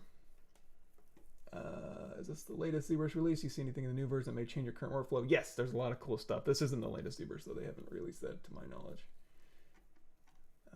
But yeah, they, in fact, on their channel, they did go through and they on their videos, they have broken up into individual videos, part 1, part 2, and part 3 of the new features, so you can check those out. Mechanical Gorilla Skull, can I skip the Hedis UV process because I can't buy it? Sure, absolutely. You can use any. Hedis was just something I used to kind of show, like, probably if I was using Hedis, it was probably just to show like pinning things quickly into a straight line and then unwrapping, or like using, that's what I use it for a lot, is like the rectangular wrapping. You hit R on your keyboard, it's really good at that. But yeah, I mean, I didn't use Hedis on any of this. I think I just used Maya, but really any UV program worth its salt nowadays has all those things. Rhizome, Houdini, Max Maya Moto Blender, you know. ZBrush has UV Master, which I probably used at some point for something on here, you know, so yeah. Yeah, exactly. Very few character artists probably make NFL player money, unfortunately. You're right. Graphics tablet is just an Intuos Pro medium old 2048 levels of pressure sensitivity, probably. Cool. I'm just going through the making of this. So let's get a little bit more specific. Let's do this. Let's say this can probably get out of my scene here. So we're still playing with the Ninja Turtle. So let's talk about the creation process for some of this. So we're going to say delete. Always okay. Delete. Delete. Don't need the wall. So all these things here. Okay, well, you know what, we'll do the shell. So for example, this shell here, pretty easy to set up. There's some kind of weirdo stuff going on here. Actually, you know what? We'll go through whatever's on the page we were watching. Sorry, so here on my ArtStation page, here you can check out the making of what we're talking about today. And in here, we got the video, and let's just step through real quick. In fact, let's slow it down just a tiny bit. Playback speed 0.5. And we'll just go. So here's where we were doing the block out earlier in the thing. Okay, so here we go. We got the turtle shell. We're going to slice, and then we're going to slice, and we're going to ZRemesh for all those things. And then we're going to use topology brush for the strap. So let's do that. So for the turtle shell, first I need to find something without subdivision history. And what I usually do is I'll have a null thing just sitting in the middle of the world that's just a polygon. And I usually have like mirror and weld with X symmetry turned on. And you know what? Let's do that. This is going to make it a little bit easier because I was working on all this stuff while he was in. So pre-posed. Posed. There we go. I'm going to load this one up. Yeah. And I'll take this one and say delete all. So again, I have my, this is a name catcher as well. So I have just a little null object sitting out here, and I'm going to go in here to save as and save as a Z tool, and then I'll keep the name. It'll catch the name so I don't end up actually accidentally renaming something important. Oh, thank you. And so we got that. So now, perfect. I want to put a turtle shell on him. So I have this null object just sitting in here. I'm going to go to BI brush insert. I'm in primitives, hit M, and just grab a ZSphere. You all have access to that. We'll have X symmetry. We'll just turn this, do this, split mask points, W, scale this down, move it into place. And I want the shell to kind of follow his back. I don't need it to bubble out, right? And I could go through here and like Control Shift and select lasso and literally just get like that part of the shell, polygroups, auto groups, and then just take this one here and just say delete hidden, ZRemesh half, tap slice down to 0, and get a shell going. But probably what I did, if I remember correctly, is just getting something more specific. So, oh, you know what? I am going to load up Quadro so I can show you guys.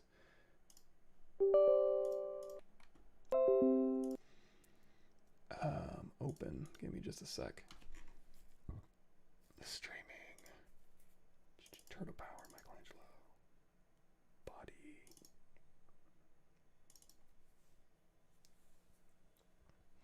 There we go. So, turtle shell I was looking at. And turtle shell I was looking at. Coffee's too hot.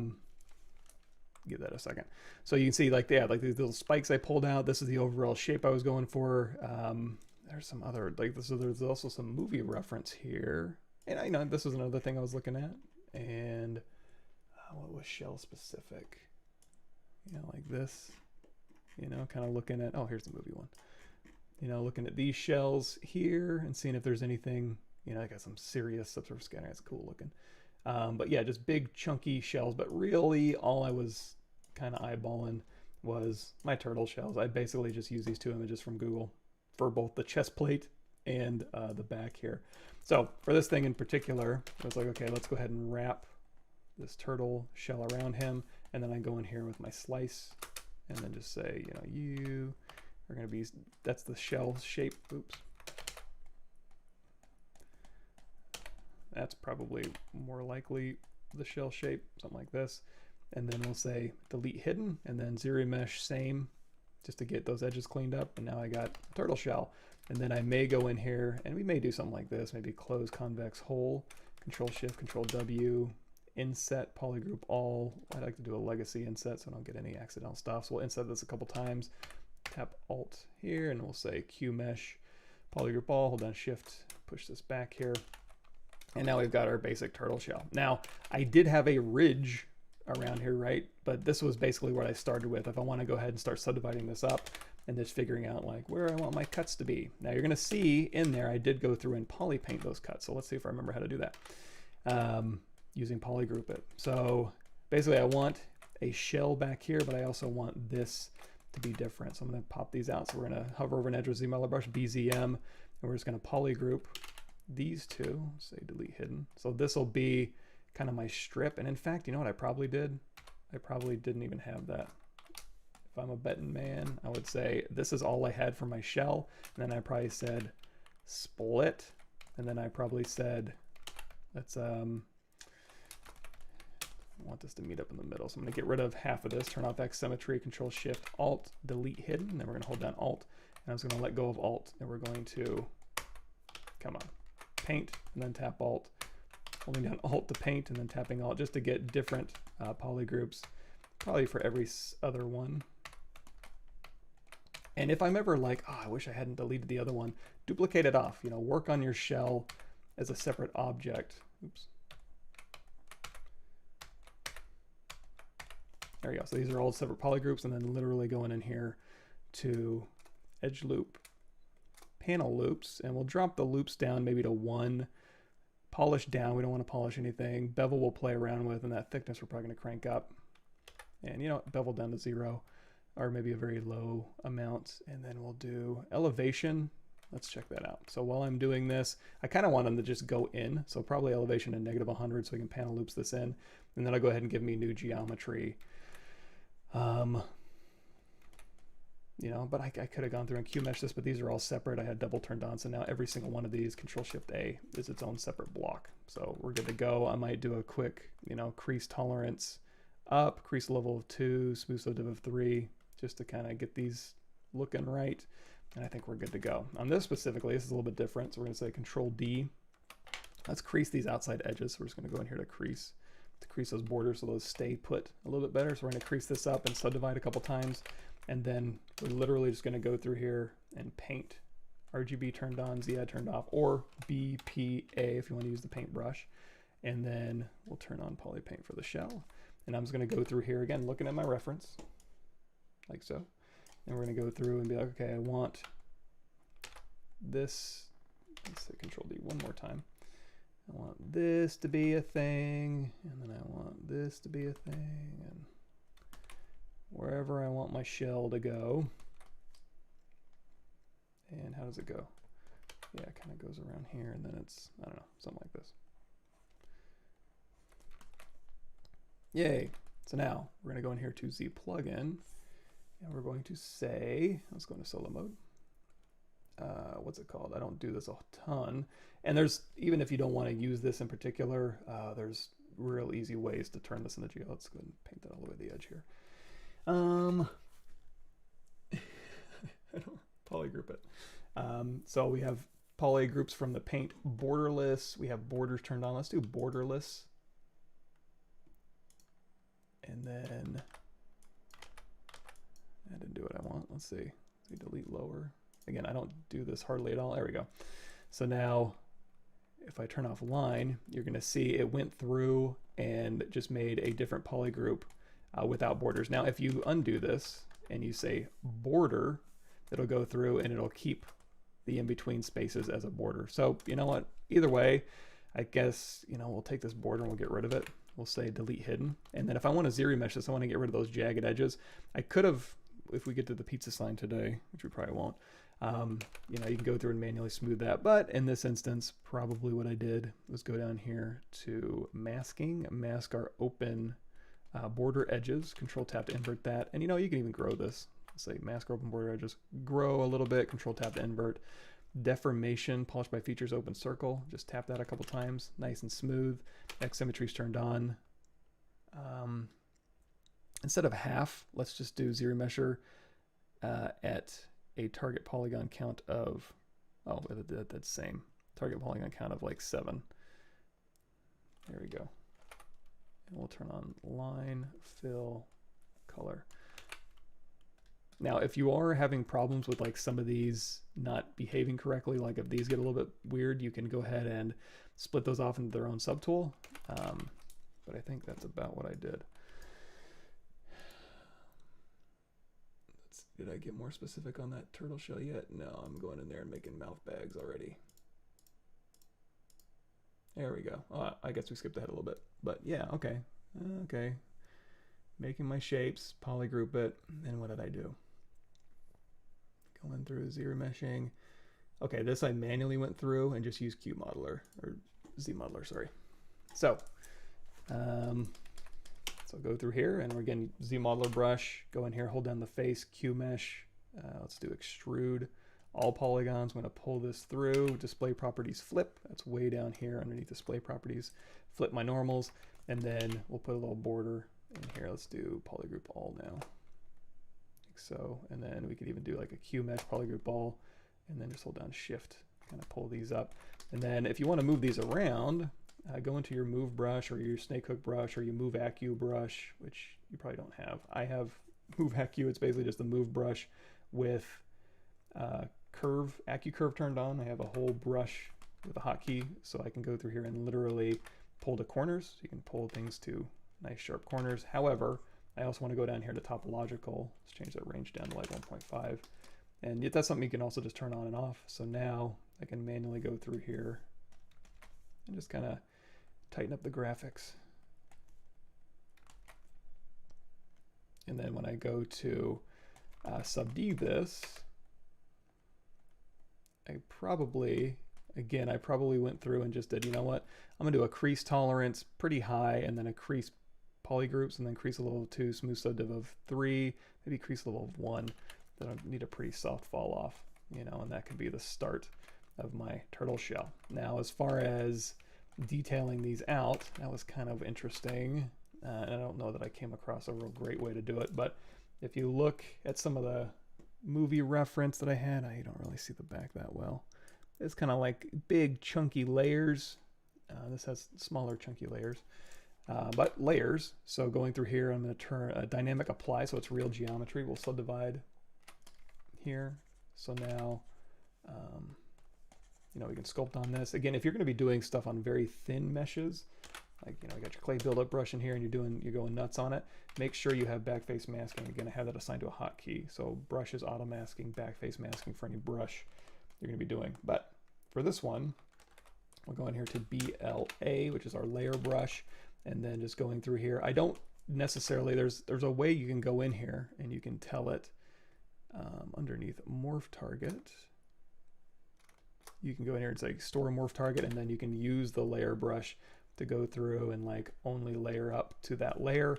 I didn't want to do that, so delete my morph target and then go through here and, you know, use the layer brush here, use this layer brush. And now we're working at 1.25 million, but I did want to go through here and use some claw simulation. So luckily, Control Shift, grab a little piece of this, Control Shift A, and now we're down to 224, which is still really high. And I can always mirror and weld these later. So I'm going to turn off X symmetry and just grab this little piece here. So 112,000, and we can also remember you can drop down in subdivision history on these if you want to. So basically, let's go to our pinch brush, and I'm going to go in here to elasticity, which is going to turn on simulation iterations, and then you can literally go through here and just start adding a little bit of, you know, that kind of layered wrinkles. Let's go up one subdivision level here. You kind of see a little bit better. So something like this. And you can also, under your dynamics, go in here and you can say firmness way up, and you can just go through here and just kind of do that. So that's what I ended up doing on a lot of these things, these in particular as well. Let's go ahead and say apply, subdivide this up, and also a little bit of sculpting. I'm just showing you the kind of the weirdo stuff. The stuff I'm probably not going to show you is like, go in here with your Damien standard brush, and then your standard brush, and then your clay brush, and then just go in here and just sculpt the shit out of that. You already know how to do that. That's just sculpting. This stuff is a little bit weirder, so that's why I call it out specifically. But we have, you know, this thing's subdivided. It's 92,000, so I'm just going to, you know, grab this one here. Again, go into our pinch brush and just kind of use this as a way to kind of knock some layery details into here. And then maybe you can also use the inflate brush, or you can use the pinch brush with inflate turned on. Maybe not inflate, let's do expand, and expand amount down. So while I'm doing this, it'll actually expand the geometry out a little bit. You'll get some interesting stuff going on here. And then, yeah, back on this one. But yeah, even the inflate brush with elasticity, oops, simulation iterations up, sorry. Let's turn the intensity down.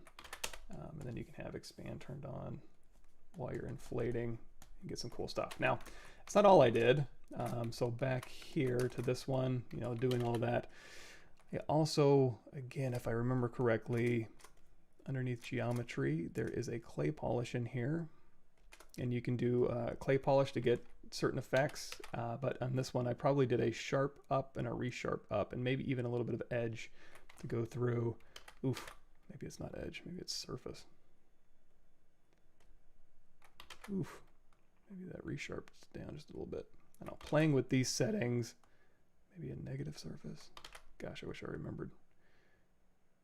You know, or maybe I didn't end up. Let me see, clay polish, sharp, resharp.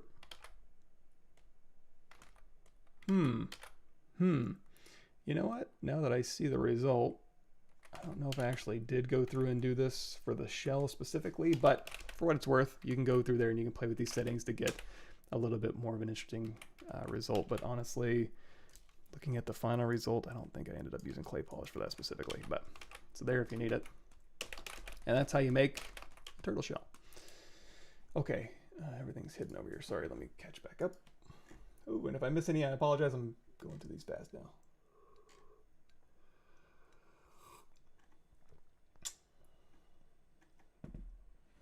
Cool. Retopo UVs for clothes and other double-sided meshes is hard. Retopologizing in UVs for clothes and other double-sided meshes is hard. Any tips? Yeah, outsource that. Hard stuff, I give that to my junior artists. Be like, this will really, you know, be really beneficial to you to be a character artist to do all this cleanup work. I'm just kidding. I mean, if you're doing, Marvelous Designer has built-in retopology, but if I'm retopologizing clothes, specifically for like something to be simulated in engine that has to be pretty specific, if it's just for like sculpting and stuff, then just ZRemesher is fine. You can go back through any number of my live stream videos. I'll go back to my YouTube channel here and just do like clothing, cloth clothing. Yeah, going through here and making clothing, and then in Marvelous Designer bringing it in and retopologizing it with ZRemesher, and then projecting the details back.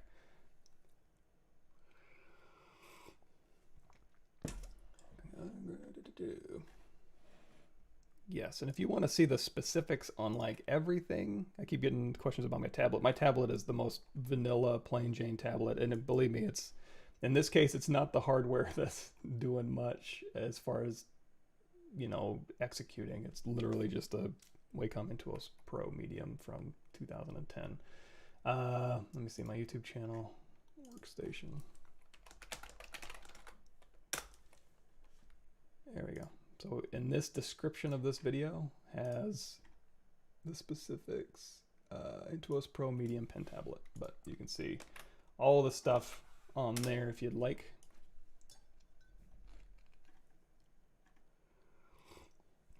Am I switching to Keyshot to render? No, in this one, I'd probably go into, in this one I brought everything into Marmoset. My Keyshot is locked to ZBrush. I have the ZBrush Keyshot Pro for ZBrush. So everything I have to do in Keyshot, I have to go through ZBrush. Much easier to, and again, you can use whatever you want, but you know, this is all just done in Marmoset. I did go through there and really crank up that skylight, didn't I? There we go. Just a little bit. And like I said before, the vintage lamp here has a lot of stuff, has most of the lighting built in, you know, so as I move this thing around. And also, if I go in here to animate, we have that animated texture built in. So that's also in the, if you want more information specifically about that, in my ArtStation page under the arcade, there's links to Eddie's ArtStation, where he has the video importer plugin from Marmoset. You have to have Toolbag 3 installed in order to get it to work. At least I did, but it's easy enough to copy the material out or export the material out of Marmoset 3 and open it in Marmoset 4, and it worked just fine. But again, here's that. Key aspects of portfolio of character artists in film and production is the same as a gaming artist. On the source side, it's not, I don't think it's too much different. I've never worked in film VFX, but for breaking into the games industry, and that's games industry specifically, I do have stuff like that on my blog, which you can check out for what it's worth. Cool, John, you catch you back. What'd you do about ZRemesher not handling spikes well? That does definitely happen if you're doing, especially, you know, even on this thing, I was worried a little bit because it's not going to work miracles. The day that ZRemesher works miracles is the day we probably don't need a ton of vert manipulator jobs anymore, because it'll just do it for us. So careful what you wish for, but I think we're heading there soonish. But at this point, so for example, delete hidden in your ZRemeshing, and it's not capturing something very well. It's really going haywire. If you did want it to capture more, let's turn on axisymmetry here. If you did want it to capture more pointed edges, all you need to do is go and tell it, hey, I want these to be pointed. Again, I'm using my AccuCurve to pull out the points, and ZRemesher will pick those transitions up. So this is kind of soft. If I go in here, ZRemesher same, you'll see it'll kind of keep these ones, but then this one kind of fell apart. At that point, I may go in here to poly groups, auto groups, geometry modified topology, mirror and weld. Just take one of these out, split it off, and then just ZRemesh it and see if it helps any. Gosh, this one needs a lot of help. Sorry, let's really help this one out. And if it doesn't want to, then you may have to just manually go in and fix it. But for things like spikes, you know, to your point here, if you go in here and say ZRemesher, and it's just having a hard time, or if it's giving you any result you don't want, but you can dial it in to get it pretty close. It should be easy enough, like this one here. Let's go ahead and say split hidden, and we'll go in here and say skin shader 4 so we can see a little bit better. If it's like, oh, it's so close, I just wish it went to a point, no problem. Just go in here and do a quick little ZRemesher fix and then delete edge. There you go. So instead of struggling with ZRemesher settings to dial it in for hours, literally just to go in and do a pretty quick cleanup. And if you do need specific spikes, it might be easier just to go in here and say, you know what, QMesh, a single poly, where you want the spike to go, and then just again, I wonder if we can do this. Let's say, is there a collapse face? Or I want to say there's a split face. I don't want to do a split face. I want to do a, this is something I do very often, so inset spin bridge. I don't know, but I guess we'll do it manually. Collapse edge through here, and we can just collapse that to a spike. So instead of ZRemesher having to fine tune or manipulate, and then we can go through here, we can say insert multiple edge loops. Let's go ahead and keep our poly group as is. We can add some more in here, and then we can hold down shift and kind of smooth that transition out. So if ZRemesher isn't going to work miracles, which it's okay if it doesn't, oops, let's turn off elasticity for our brush here. You can still go through and manually, you know, just use ZModeler. If you want to see ZModeler in action by people other than me, stream workshop. So earlier I was talking about, so if we go here to Pixologic videos, I'm going to link you here. If you go here, you're going to see, so the new features that are coming out, here's part 3, part 2, part 1. If you go to part 2, I'm in there. Look at my face. There I am with Paul Gabriel. How cool is that? So these are the new features that are coming out, part 1, part 2, part 3. And if you go to the ZBrush Summit, so here's day 1. Here's the id guys talking about their ZBrush pipeline for their hard surface. So they talk about how they made, you know, all their Doom stuff, and they use, there's some really cool ZModeler and Alpha stuff in here. So you can see, for instance, Denzel going through and using ZRemesh, and then going through here and just using ZModeler to kind of go through and punch in shapes. And, you know, he does this in like 5 minutes, you know. So the trick with ZModeler, I guess I'll go ahead and share, start at, copy. So somewhere in that area there, you can see him doing his thing. And I do have this. Let me see if I can just link this real quick. Hard surface.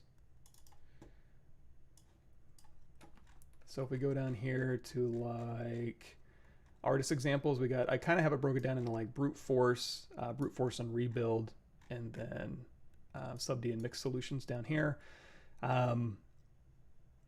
It's all kind of there. So it's basically how you go about attacking your volumes, and then going through and how you do your detailing, and you can mix and match alphas and ZModeler and all that stuff. It's all totally doable. Let's see, share, copy link, done. So you can go through there and click on those links, and I'll give you a good idea. But don't be afraid of ZModeler. It goes pretty fast. If I go through here, I have a custom, you know, cube here. Let's go ahead and say split mask points. So all you're really looking for is like insert multiple edge loops, and you know, maybe turn on interactive elevation. Stuff that you use a lot, you'll just memorize where things tend to happen. And then if you need to mark something, it's just holding down Alt, and you can go through here. We can say we'll mark. I'm trying to think. Whatever you want to model, we'll say here to here, and then we'll go through here. So you'll just start figuring out where these are, and then you can bridge 2 holes here to here, and then you can dial in your bridge settings however you want. But you'll get better and faster. You know, inset polygroup all legacy like we did before. QMesh polygroup all, hold down shift to pull along those surface normals, or we can do another inset. So I don't use a ton of stuff. You'll see me in here like, oh, can you know, do something weird that I don't really do a lot? You know, then I have to go look for it. But generally speaking, for 99% of what I do, it's all right there and easily available. You know, QMesh and extrude, and, you know, bevels and all that good stuff. I want to put a bevel right through here. Bevel, edge loop complete. And then again, go back to inset, and then go back here to QMesh, you know, and just start doing whatever you need to do. And besides that, if I wanted to do something specific, like we'll go through here and I can just hold down Alt and then QMesh, hold down Control to pop out a copy. And while I'm doing that, let's make sure we tap Alt. So we can pull out a different polygroup here. We'll say delete hidden. If I wanted to use a specific, not delete hidden, split hidden. So now if I wanted to go through and be like, oh, I want to use the topology brushes on this specifically, or even on him. So let's say I've got these selected here, and I'm just going to grab a plane here on his face and say split mask points, and on here I'm just going to say project all, just to get those onto his face. We'll turn on transparency here. So now I can go through here, instead of changing a bunch of settings, I can have a hotkey assigned to a specific brush, which would be like ZM topology. And then now my edge goes to extrude edge loop, my points go to move, snap to surface, attraction, and my faces are do nothing. So now I can use this as a topology brush. And instead of saving a hotkey for like extrude edge, I can save a hotkey for extrude edge using a topology brush for my face and point actions. And of course on this one you can tap Alt. And then, just do one side or multiple sides here. And then tap Alt again just to go back to a single. And again, move these points around and they'll snap to the surface and snap to each other. So you can use this to kind of go through and do that. If I want to slice, again, I can just assign instead of being like, let me have a hotkey for edge slice and point slice, just do a brush that has ZM slice, assign a hotkey to it. And this one, slice is sent to slice mesh edge, point is sent to set to slice mesh points, and face is set to polygroup fill. And what that means is I can go through here and I can, let's go into solo mode here. I can slice from an edge to a point to an edge like so. Oops, here and then back. And then, is this symmetrical? Sorry. I'm just gonna work on one side here. There we go. And then back again. You see, while I'm doing that, it's creasing for me, and then I can just tap here and it'll go ahead and polygroup it. So I have a whole brush set up that's kind of like one hotkey for one brush that has multiple things in it.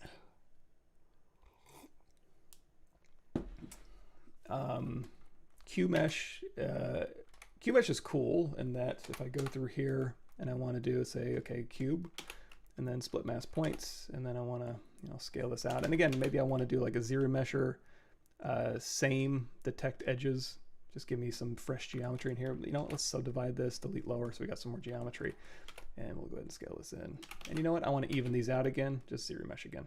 Boop, there we go, nice.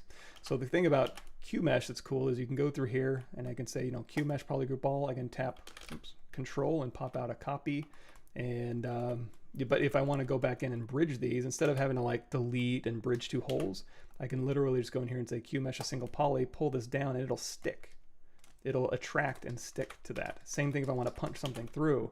If I want to go through here and say, you know what, QMesh polygroup all and pull through, it'll just pull through and weld for me and make it solid, as opposed to delete, bridge two holes. So QMesh is really, and you can QMesh edges as well if you want to. There's a QMesh, I don't use that a ton, but maybe I should use it more. At least I thought there was. Is it point? QMesh point? Yeah, you can QMesh a point. That'll do interesting things too. Cool. But yeah, so QMesh does cool things. It also does snapping. For instance, like these two here, if I want to, if I extrude those, it's not going to stick to those, right? It's just going to swing right past them and they're going to be separate.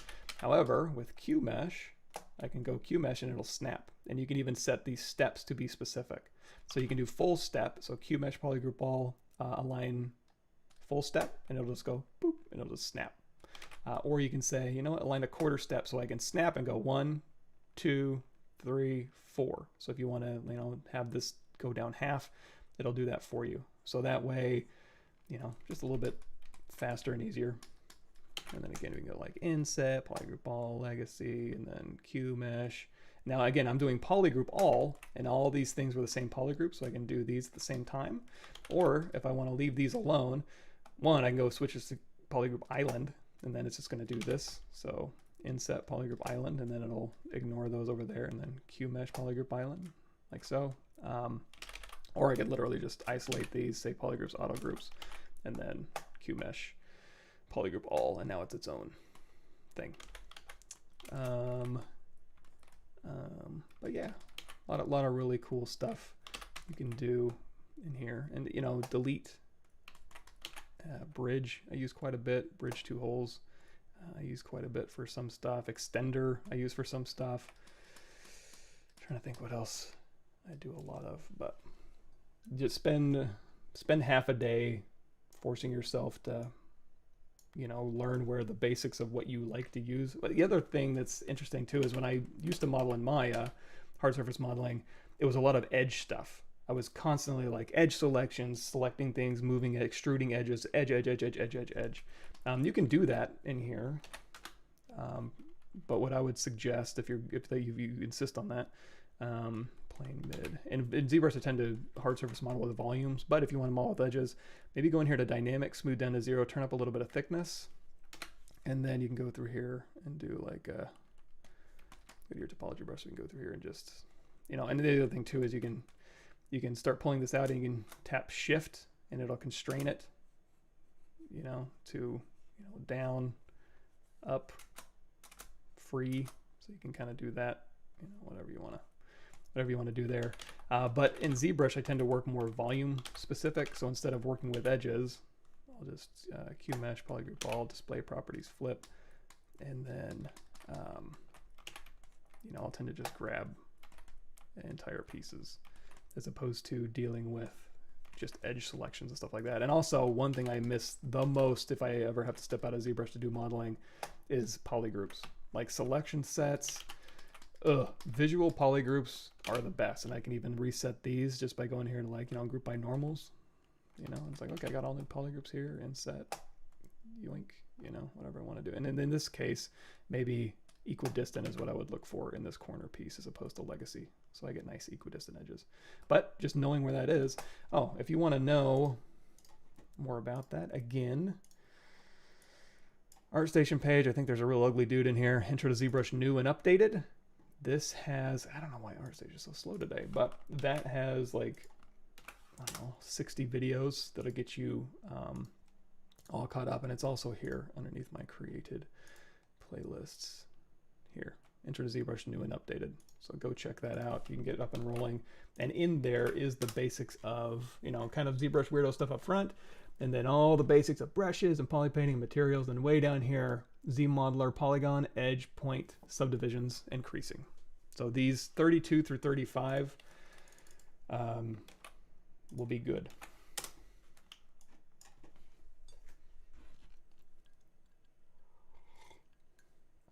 Cool, thank you, Shane. Snap to work, didn't work with transparency. I guess you can turn ghost mode off. Yeah, and it's actually, it's kind of easier to look at with ghost mode off too. I never tried with ghost mode, but yeah. Cool. Yeah, and all it really is yeah, it's just getting used to where things are and what you're used to using. And again, I use that all the time. So for example, how are we doing on time? Okay, we're coming up on the end, but you know, we can keep going. I don't think anybody's after me today. If they are, they can boot me off. Like, I hope I didn't boot off Thomas today. I'd feel really bad if I did. But for example, these straps here, again, I want to use the topology brush. Let's go ahead and turn this off. So these straps, we'll go ahead and get rid of. We'll remake these straps real quick. And I'll show you how I would use topology brush in ZModeler. So for instance, I've got my body here, and then I have my null, my null guy just sitting in there with no subdivision history. So I can go to, with that one selected, and again, he's just buried, aw, little star in his heart. So we can go in here to BTO, topology brush, and we can go through here. And it's like, okay, I want to make some straps. So, and you can extrude edges down, you can model however you want to do it, but this is just one method. So go through here, and we'll put some straps in here, like so. And I'm just going through and drawing curves where I want these straps. Like so. And then if I want more resolution, I'm going to go through, I mean, this is just 2 lines. So now if as I cross over with my topology brush, this is going to give me new topology, although it seems to be, make sure I don't have any history stored.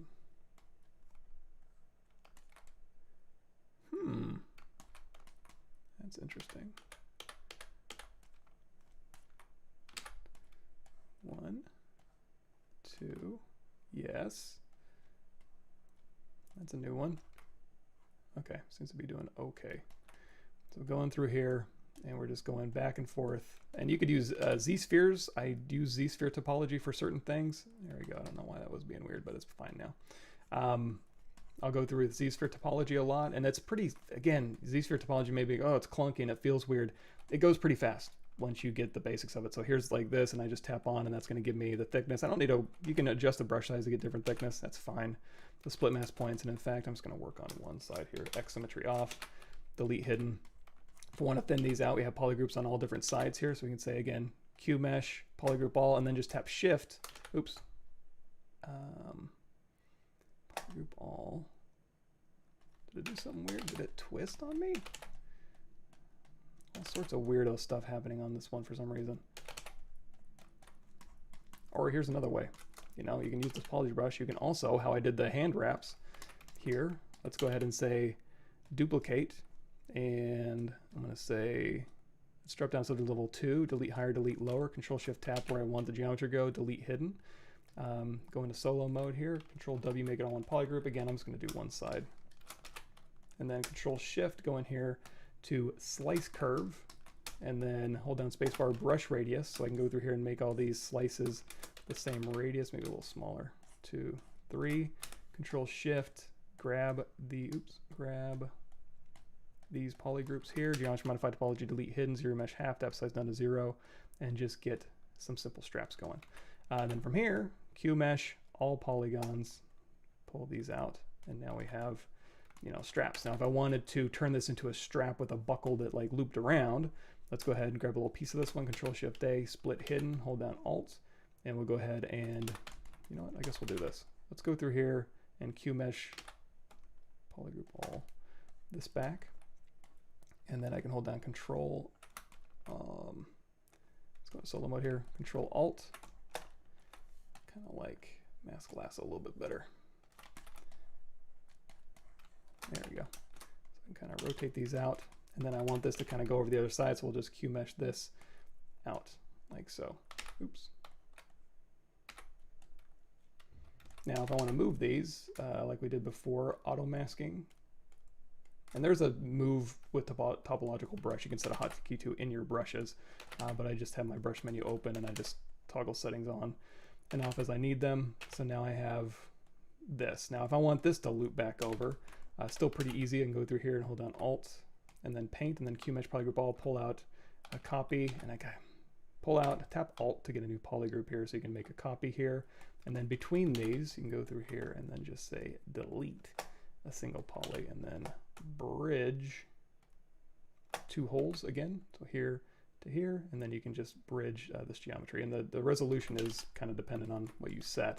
So now if I want to clean these polygroups up, this is a little bit different because if I go through here and try to do a group by normals, it may pick up a lot of edge changes. So we did pretty good on the side pieces actually, but let's do this. Control Shift to grab all these, and let's do Control W, Control Shift drag to invert that, and then we'll do an auto groups.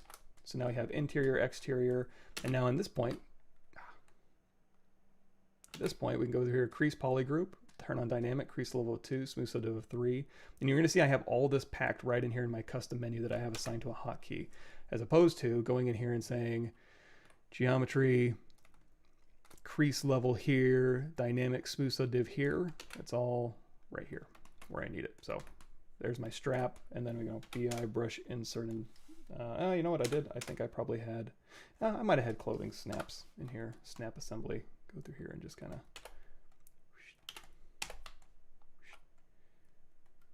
so, and then Control Shift A, split hidden. So now we got that, and again, you can go through here with your move brush with topological, change that range way down, like so, and you can also on these, you can hit W and Control drag, and it'll select along the mesh. So if I Control drag along here, it'll actually kind of mask as I go. So then I can go through here and just kind of push that in, or pull these out. Again, like we did earlier, if you want to thicken up just one side, Backface masking is good for that. So you can just pull down on one side, maybe backface masking with topological. So you can pull this side down, and if you want to do the opposite, you can go in here to the backface masking curve, flip horizontal, flip vertical, flip horizontal, doesn't matter. And then you can just pull up the other side and leave the other backface mask side alone. So anyway, and then once this is in there and you're feeling pretty good about the volume, then you can just go through here and say apply, and then this is where you go through and do your, you know, maybe make this look a little bit more lived in. Again, go back into your pinch brush, and you can use any brush. I don't know, pinch brush with the less simulation iterations up to go through here and, you know, do this. If you are going to be doing cloth sculpting and you don't, and it's doing really weird things like snapping and turning kind of noisy, probably what's happening is under dynamics, collision volume is turned on. I only use a collision volume to drape something or to snap something, and once it's done, I turn that off. Well, I have expand turned on too. I turn all that off, and then I just go through and use my cloth brushes. So, like that.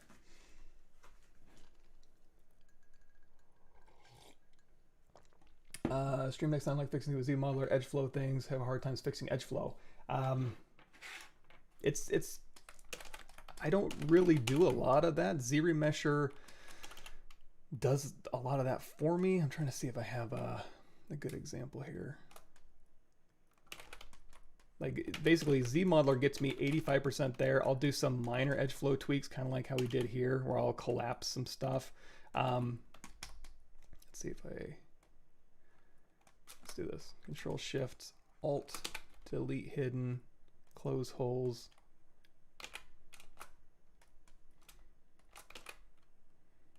Auto groups.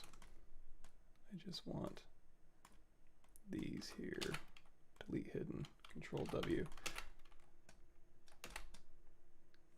Okay. Oh, I'm struggling with that one. I can just grab this here. Split hidden. And we'll go ahead and turn off X symmetry here. So delete hidden here. Skin shader. So ZRemesh half, and I've got my, say my edges going where I want to, but for some reason I want to, you know, slice through here and change my edge flow to put in a panel line.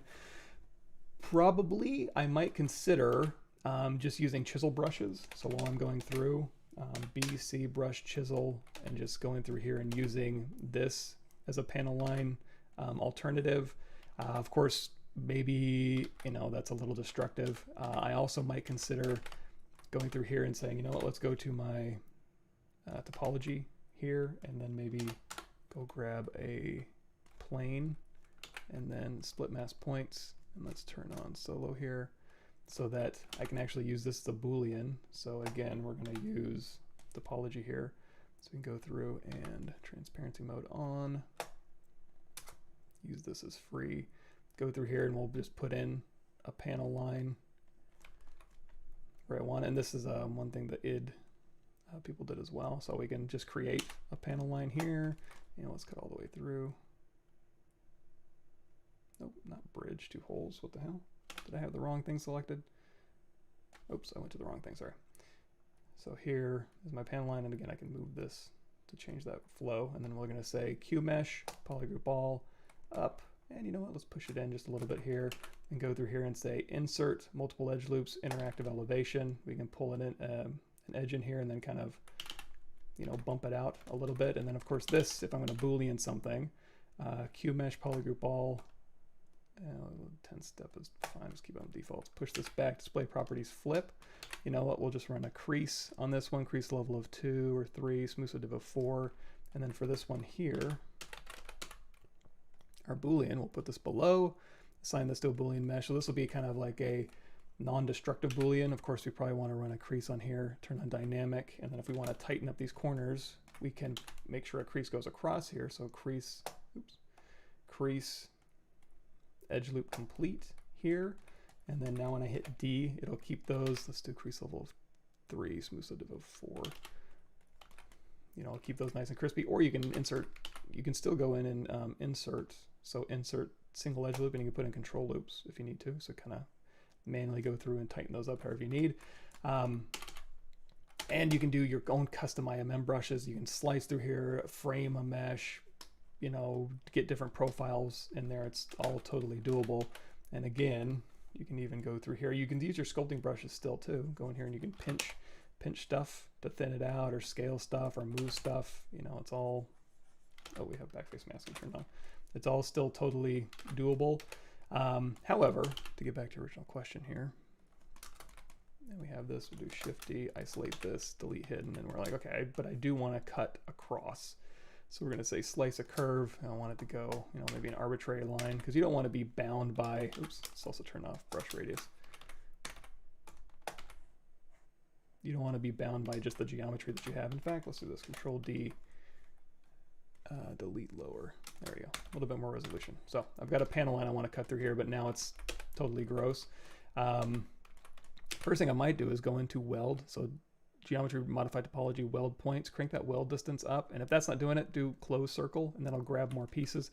That'll get rid of those nasty, those little tiny ones, and then just go through here, do a quick collapse pass. So there, I think we're pretty good. We've got our line through here. I wish, gosh, maybe there is. If you all know of, and you know, you can collapse and you can also slide. So if you want to stay on the surface, you can literally just change your move brush, your point brush to slide. And then we'll go through here and we'll say, you know, delete an edge, any extraneous edges here. It's also weld points again.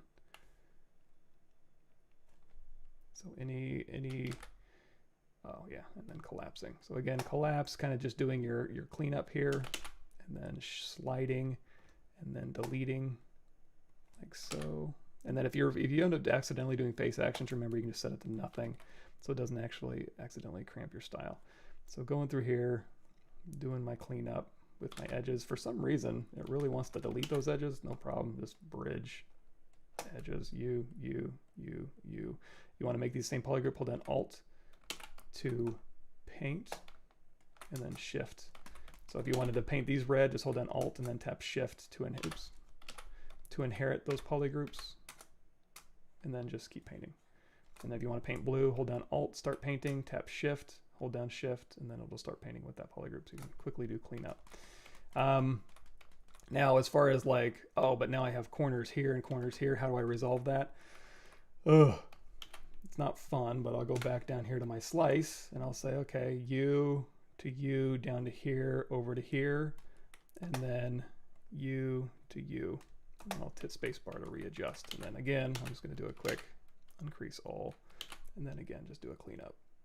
Now, is this the funnest thing in the world? No, but I don't generally find myself doing it this much.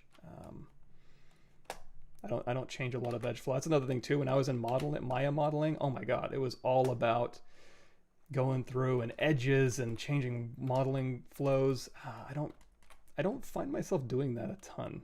It doesn't seem to come up that often, for whatever reason. I don't know if it's just, I think I'm in the ZBrush mindset of modeling as opposed to trying to force Maya modeling techniques or Max Maya Modo Blender to ZBrush and going, well, in this program, I use these techniques. So how do I do that in ZBrush? I just found myself eventually not using those techniques in ZBrush, and I can count on one hand the amount of times where I've had to like go through and modify this is like, ugh, gross. You know, what I'd probably end up doing instead of changing my edge flow is letting ZBrush do the heavy lifting. So if I go through here and I have delete lower and we want to, you know, cut something specific through here, I was going to say ZRemesh, keep smooth groups down to 0, same, and then ZRemesher will go through and set that for me, so I can go through here and then bevel edge loop complete. And it might end up being like, you know, inset polygroup all, like so. Oh, we have that turned on. Let's do another. You know, we can go through here. We can say insert multiple edge loops, keep polygroup. It'll put one right down the middle, and then you can do another bevel here, and then you can do a QMesh here. Put that back in, and then increase PG, increase level of 2, or 1, 2, smooth slow div of 3, and but it's a kind of order of operations too. Like if you're going through and you back yourself into a corner where you have to go through and manually, painfully redirect edge flow, you end up going, hey, you know what? If I would have done the edge flow way back here when I had ZModeler or ZRemesher to do 90% of the work for me, I wouldn't be in this situation now. So, or you may find out that just using, you know, depending on what you're baking out, you know, if you're baking something to a 1024 that's going to be seen by the camera from back here, what an incredible waste of time that is. Now, your lead may not think so, and you're going to have to do what they say. But in my opinion, oh my God, just use Damien Standard or Orbs Cracks or something. Call it a day. Save yourself 15 minutes times 1,000.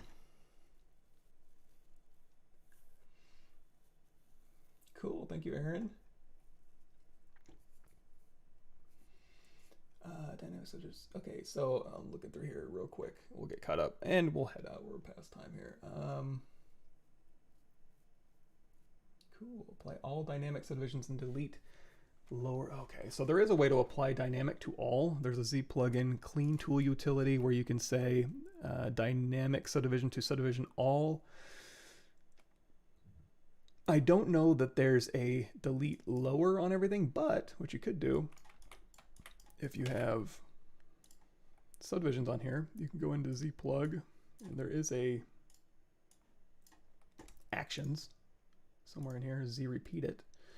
There we go. So ZRepeat it. So if I go, okay, record new, delete lower, and record, we'll name this delete lower. Sure. And then you can do delete lower to selected, visible, or all, and then it'll go through and it'll delete lower for all your subtools. Hopefully. I assume those all still work. So now if I go back here to my body, hey, no more subdivisions.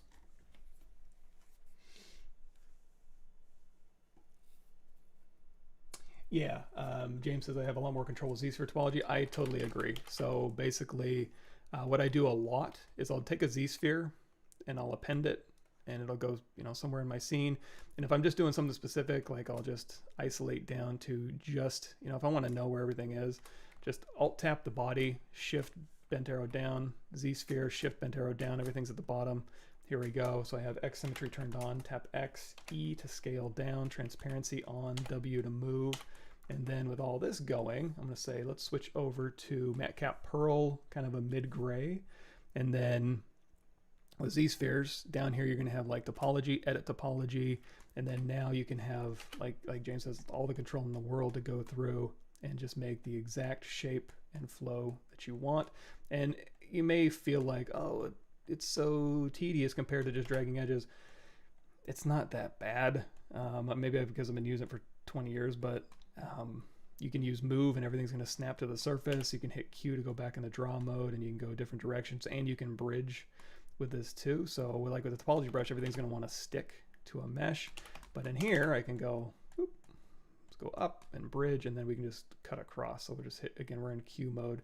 So we're just going to like go through and divide this geometry up. And of course, you can use ZModeler later if you want to, but if I hit A now, it's going to look nasty, but you got to go down here to adaptive scan, Dynamesh resolution down to 0, density down to 1, and then hit A, and then now you're going to have your geometry. You can go in here and say make adaptive skin. You can insert that skin Z-sphere. So this is your Z-sphere. We'll go ahead and hide that. So here's our real skin Z-sphere. First thing you want to do, go down here to display properties, turn off double, because it's going to cause some problems. You're going to see over here, this one's flipped. Do a geometry, modify topology, mirror and weld, and then they're both facing inside. We can just flip those back. So that way we can go in here, QMesh, polygroup all. We'll go here, we'll say insert, multiple edge loops, keep group, and then we'll say polygroup, polyloop here, and then we'll say inset, so you can see this here. Inset polygroup all, and we'll make this back to legacy so we don't get those triangles. And then QMesh polygroup all, hold down shift, and then up here, you know what, let's do another insert multiple edge loops, interactive elevation, and we'll kind of round these things out a little bit here. And now we have just like a weird strap thing, and we'll go ahead and just run a crease on these corners here. And you may have to, I mean, I probably should have do this first, but essentially we can go down here, we can say crease, poly loop, edge loop partial, and then just go through here and just crease these edges. So now, you know, those will stay nice and sharp. We'll say crease level of 2, smooth set of 3.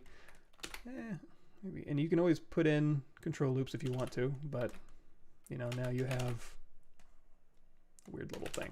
But the cool thing about this is, okay, so we've got that going. Now we still have our ZSphere sitting in here, right? So let's turn this one off, or if we need it for whatever we're going to do next, we can keep it on. And go back to our ZSphere. I'm going to go, and I have a custom menu up here. I'm going to say, go out of A, delete topology. That's under your topology menu. And now I'm good to go. I'm ready to go again with, you know, matte cap pearl, so I can see my edges a little bit better, medium gray. And now I'm just retopologizing. Same ZSphere, same settings. So now I can just very quickly go through and do my topology stuff and hit W. If you want to delete anything, you can even change your edge flow on here if you wanted to. So if you're going through here, let's turn off transparency. You want to like cut through here and then cut across, and then you can go through here and hit W and move this around, and now you can cut around here. Trying to think of anything else you might need to know. Oh, if you want to, so if we go through here, you can't just go across, you got to cut all the way across here. But if you wanted to, what do I do sometimes? Oh, it's what I do. So if I want to delete this edge and hold down Alt, it's going to delete everything that's connected. So if you just want to delete this edge, just click in here to make a point and then hold down Alt. And then you can delete that edge. And then you can go back up here and put in whatever kind of flow you want. Hit W, Q. And if you want to see how your geometry is holding up and make sure you don't have any weirdo issues, you can hit A for adaptive. Everything's looking fine. Again, it saved my settings from last time. If I want to cut across here, I can do it now, or I can do it after I go ahead and say, again, make adaptive skin. Let's go ahead and say insert that skin ZSphere. We'll turn off that ZSphere. So now this is real geometry. Then instead I can just go in here to bridge 2 points, U to U, you know, and I can even flip this one. So I can say spin edge, and we can kind of spin this edge around if I can grab it. There we go. So you can spin edges if they're not going the direction you want. That's another way you could probably clean up the geometry that I didn't touch on, was spinning edges instead of just deleting edges. Yeah, and then through here, now that you have this set up, now you have a polygroup through here. And again, you may want to slide with your ZModeler brush instead of just moving. So you can, if you had specific surface information you wanted, using slide instead of move, and then go through here and we'll say like inset polygroup all legacy, and then again QMesh, polygroup all, hold down shift and just push along those surface normals. I want to get rid of this. Delete a single poly. Crease, dynamic, crease level of 2, smooth subdiv of, and you know, let's crease those open edges 2. If I can crease, I guess they are. And this is why I tend to work on solid objects in ZBrush, is just so I can have outside edge control as opposed to, you know, just letting it do what it needs to do. But again, and then here you could go through, and if you needed to insert, you can crease first, is probably what I would do first. I'd say crease, edge loop, partial, and see if I can't hold those edges with creasing as much as I want. And if that doesn't quite do the trick, you can also manually go through here and like crease individual edges too. So again, crease level 2, smooth subdiv of 3. I can hold those edges, but of course you always have access to, number one, going through here and saying, you know, come on, insert single edge loop, and just putting in control loops along here. But again, if you want to cut through, you may have to go through here and be like, okay, let me split this edge here and then delete these edges, and now I can insert a single edge loop here and here, and then you'd have to collapse some of this because this is like, you know, again, redirecting edge flow. But what was I going to say? It was putting in an edge loop, and then also it seemed like there was something else I was going to talk about. Yeah, my coffee left me. But oh, probably on this side too, just doing a quick split edge and then saying, you know what, you are not helping. Or maybe I can spin this one.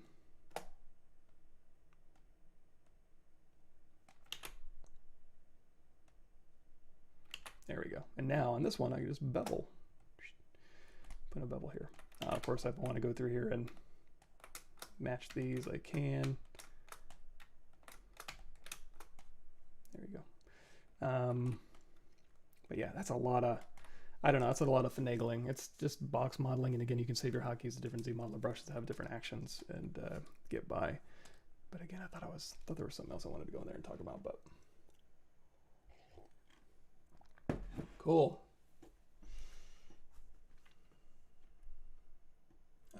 More polygons. Yeah, that's a good point. So sometimes, especially if you're resolving stuff on a curved surface, having more polygons is absolutely beneficial. You don't want to be caught with trying to maintain a curved edge with something cut into it without enough polygons, because it's just going to flatten and crease and get nasty. One of the things I like to do for showing that and letting ZRemesh do the heavy lifting is something like this. So we have, let's go ahead and turn on our floor here. So if I'm going to do a barrel with holes cut in it, we'll duplicate this off, and I'm going to rotate this around.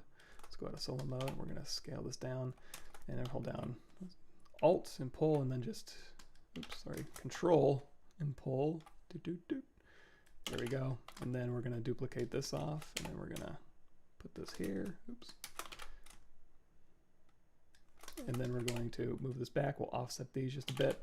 And now, for Booleans especially, if you want to let ZRemesher have a good time with Booleans, don't do things like crease level of 2, smooth sub div of 3, and get that nice fall off. Don't do that. Do the Booleans first, so keep your crease levels cranked, smooth sub div up, so you have nice polygroups, and also just do a quick auto or group by normal, so you get polygroups on all these different surfaces. Same thing for here.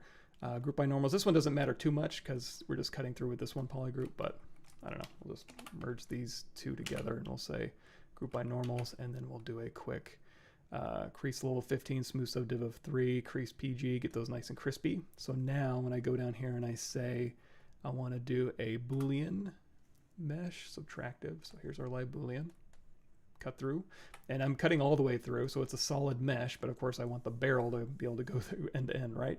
I can do that later. All I need to get through now is going through here and saying dynamic subdivision, make Boolean mesh. That'll go ahead and spit out this mesh, and I have a nice crispy polygroup here. So delete hidden. We turn on X symmetry because it is symmetrical. ZRemesh half, depth size down to 0. And again, we're going to let ZRemesher do the heavy lifting for us, and building in the resolution it needs to maintain this curved surface with the hole cut in it. You can push your luck, and you can keep going half and seeing if it'll hold up for you. But then at this point, and then we go in here, QMesh polygroup all, or you know what? Whenever I start having tight turns, QMesh likes to stick polygons together like we talked about earlier. So extrude polygroup all, pull this in, again, display properties, flip. Oops, display properties is way down here, flip. So now we have this, and now I can start building in, you know, the exact thickness that I want. If I want this, let's do insert multiple edge loops, same polygroup, interactive elevation. So if I want to round this out specifically, I can, like so. I can go even through here and say, like, you know, bevel edge loop complete. If I want these same polygroup, Control W. There we go. So now I can dial in with ZModeler what I want there. And even on here, since these are all the same polygroup, inset polygroup all, legacy is probably fine. So we'll go ahead and inset this a couple times. QMesh polygroup all, hold down shift. You can push this along the surface more, maybe pull it in. And then we'll just do a quick crease PG, crease level of 2, smooth sub div of 3. And that way, you're letting ZRemesh do all the heavy lifting on the topology, and it's building in the resolution you need to maintain that roundness. If you wanted to do something fancier, like let's go in here to Skin Shader 4. So like we were doing earlier with Mesh Fusion, let's turn off live Boolean, go out of edit mode, hit Control N, and we'll do a come on, Polymesh here, BI brush insert. IMM Booleans here. We'll use Mesh Fusion. Let's just find something that'll wrap appropriately. Maybe this panel latch. I'm gonna hit W, sorry, and we'll switch over to maybe this panel latch. If I can't see it, I just go in here to unify. It might have made it really small. So now we have this geometry that has built-in stuff. So we're going to steal this here. We're going to say delete hidden. These have control loops built in and creasing. So if I hit D for dynamic, you know, you'll get, you know, crease level 2, smooth subdiv of 3. That's the result you'll get. So I can go in here and say B, create insert mesh, new. We'll go back to our curved surface here. This might be a little bit of trial and error, but if I wanted this panel latch to go on this curved surface over here, I can go back to my insert mesh brush. And if I don't have enough resolution, again, I'm going to use Mesh Fusion. So I'm going to pull on that poly group here. It's going to be stuck out flat, which we don't want. We want our brush modifiers. And we want to go in here to our projection strength up to 100. And then pull that in. And that's going to kind of stick. And then control drag again. Let's go in here and turn off our smooth modifier so that it'll resolve those edges for us.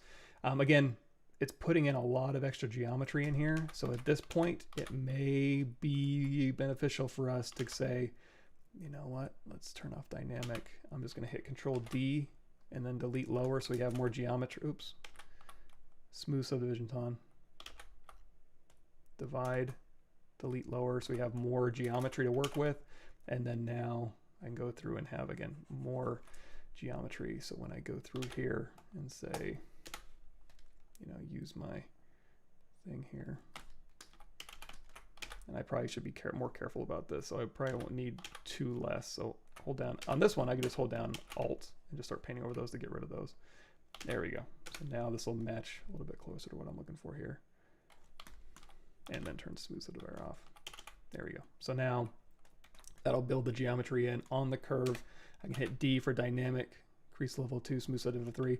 Another cool thing about Mesh Fusion is you can hold down Alt and it will punch in. So it'll invert your mesh there. So it'll actually punch in the detail. So now when we hit D for dynamic, again, you may have to do a little bit of cleanup, but that'll build in the geometry. Of course, if you're doing Mesh Fusion, you probably want to have your edges more regular if you're going to be putting it on a regular surface, because you will have to do quite a bit of cleanup. But anyway, for what it's worth, there's a bunch of stuff.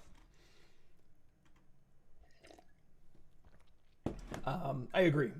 ZSphere topology. The ZSphere topology is like you say, it's a little more tedious, but I don't have to export anything and decimate it and get it down. It's like, no, 40 million polygons, ZSpheres, might take me 6, 10, 12 seconds longer, maybe a whole minute, but that whole minute is going to be lost when I start, having to export and go into another program. So it's a wash at least.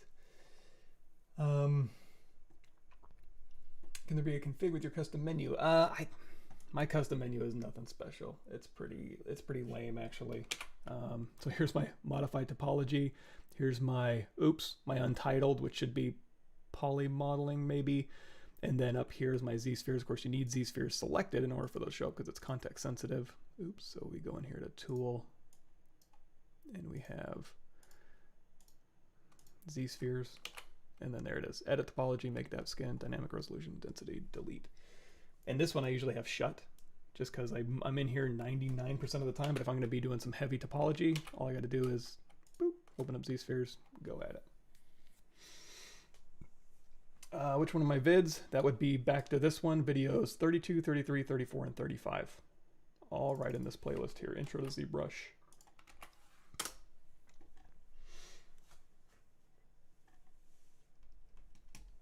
Cool.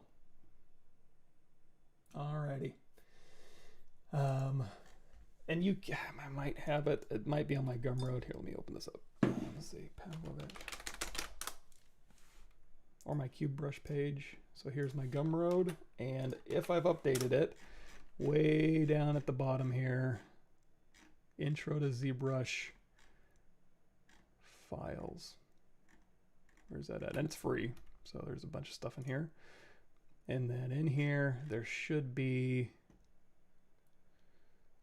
might be a Z startup folder that you can basically take and so for instance, if I go in here to ZBrush data, there's a Z startup, and in here is like my hotkeys, which there's my hotkeys if you want them. Again, nothing super special. And then in here is the custom user interface, startup document, start material. This is really what you need, is this right here. So again, nothing terribly special about it, but for what it's worth. Cool. Thanks, everybody. I'm gonna head out, and I'll be back on my channel, which will be YouTube right here, Michael Pavlovich YouTube. I guess we'll just go to the home, Pavlovich. There we go. So I'll be on my channel on Thursday. We'll keep going with the Ninja Turtle and the arcade and the Pizza Hut sign, all that good stuff. And I'm probably going to be updating these. So with these live streams, I'm probably going to update this one to be like, hey, making of YouTube. So you can follow along here. And I'm just going to update this with, yes. Oh yeah, Twitch. Actually, it might be on my YouTube here. Nope. It might be on my ArtStation. Do I have quick links? Okay, it'd be Pav Mike Twitch. There I am. There you go. Twitch TV, Pav Mike. Yeah, so I'll be there. I'm streaming on Pixologic right now. So this will also be uploaded to my YouTube channel in just a second as soon as I can upload it. So cool. Thanks everybody. I'll let you get back to it, and happy Z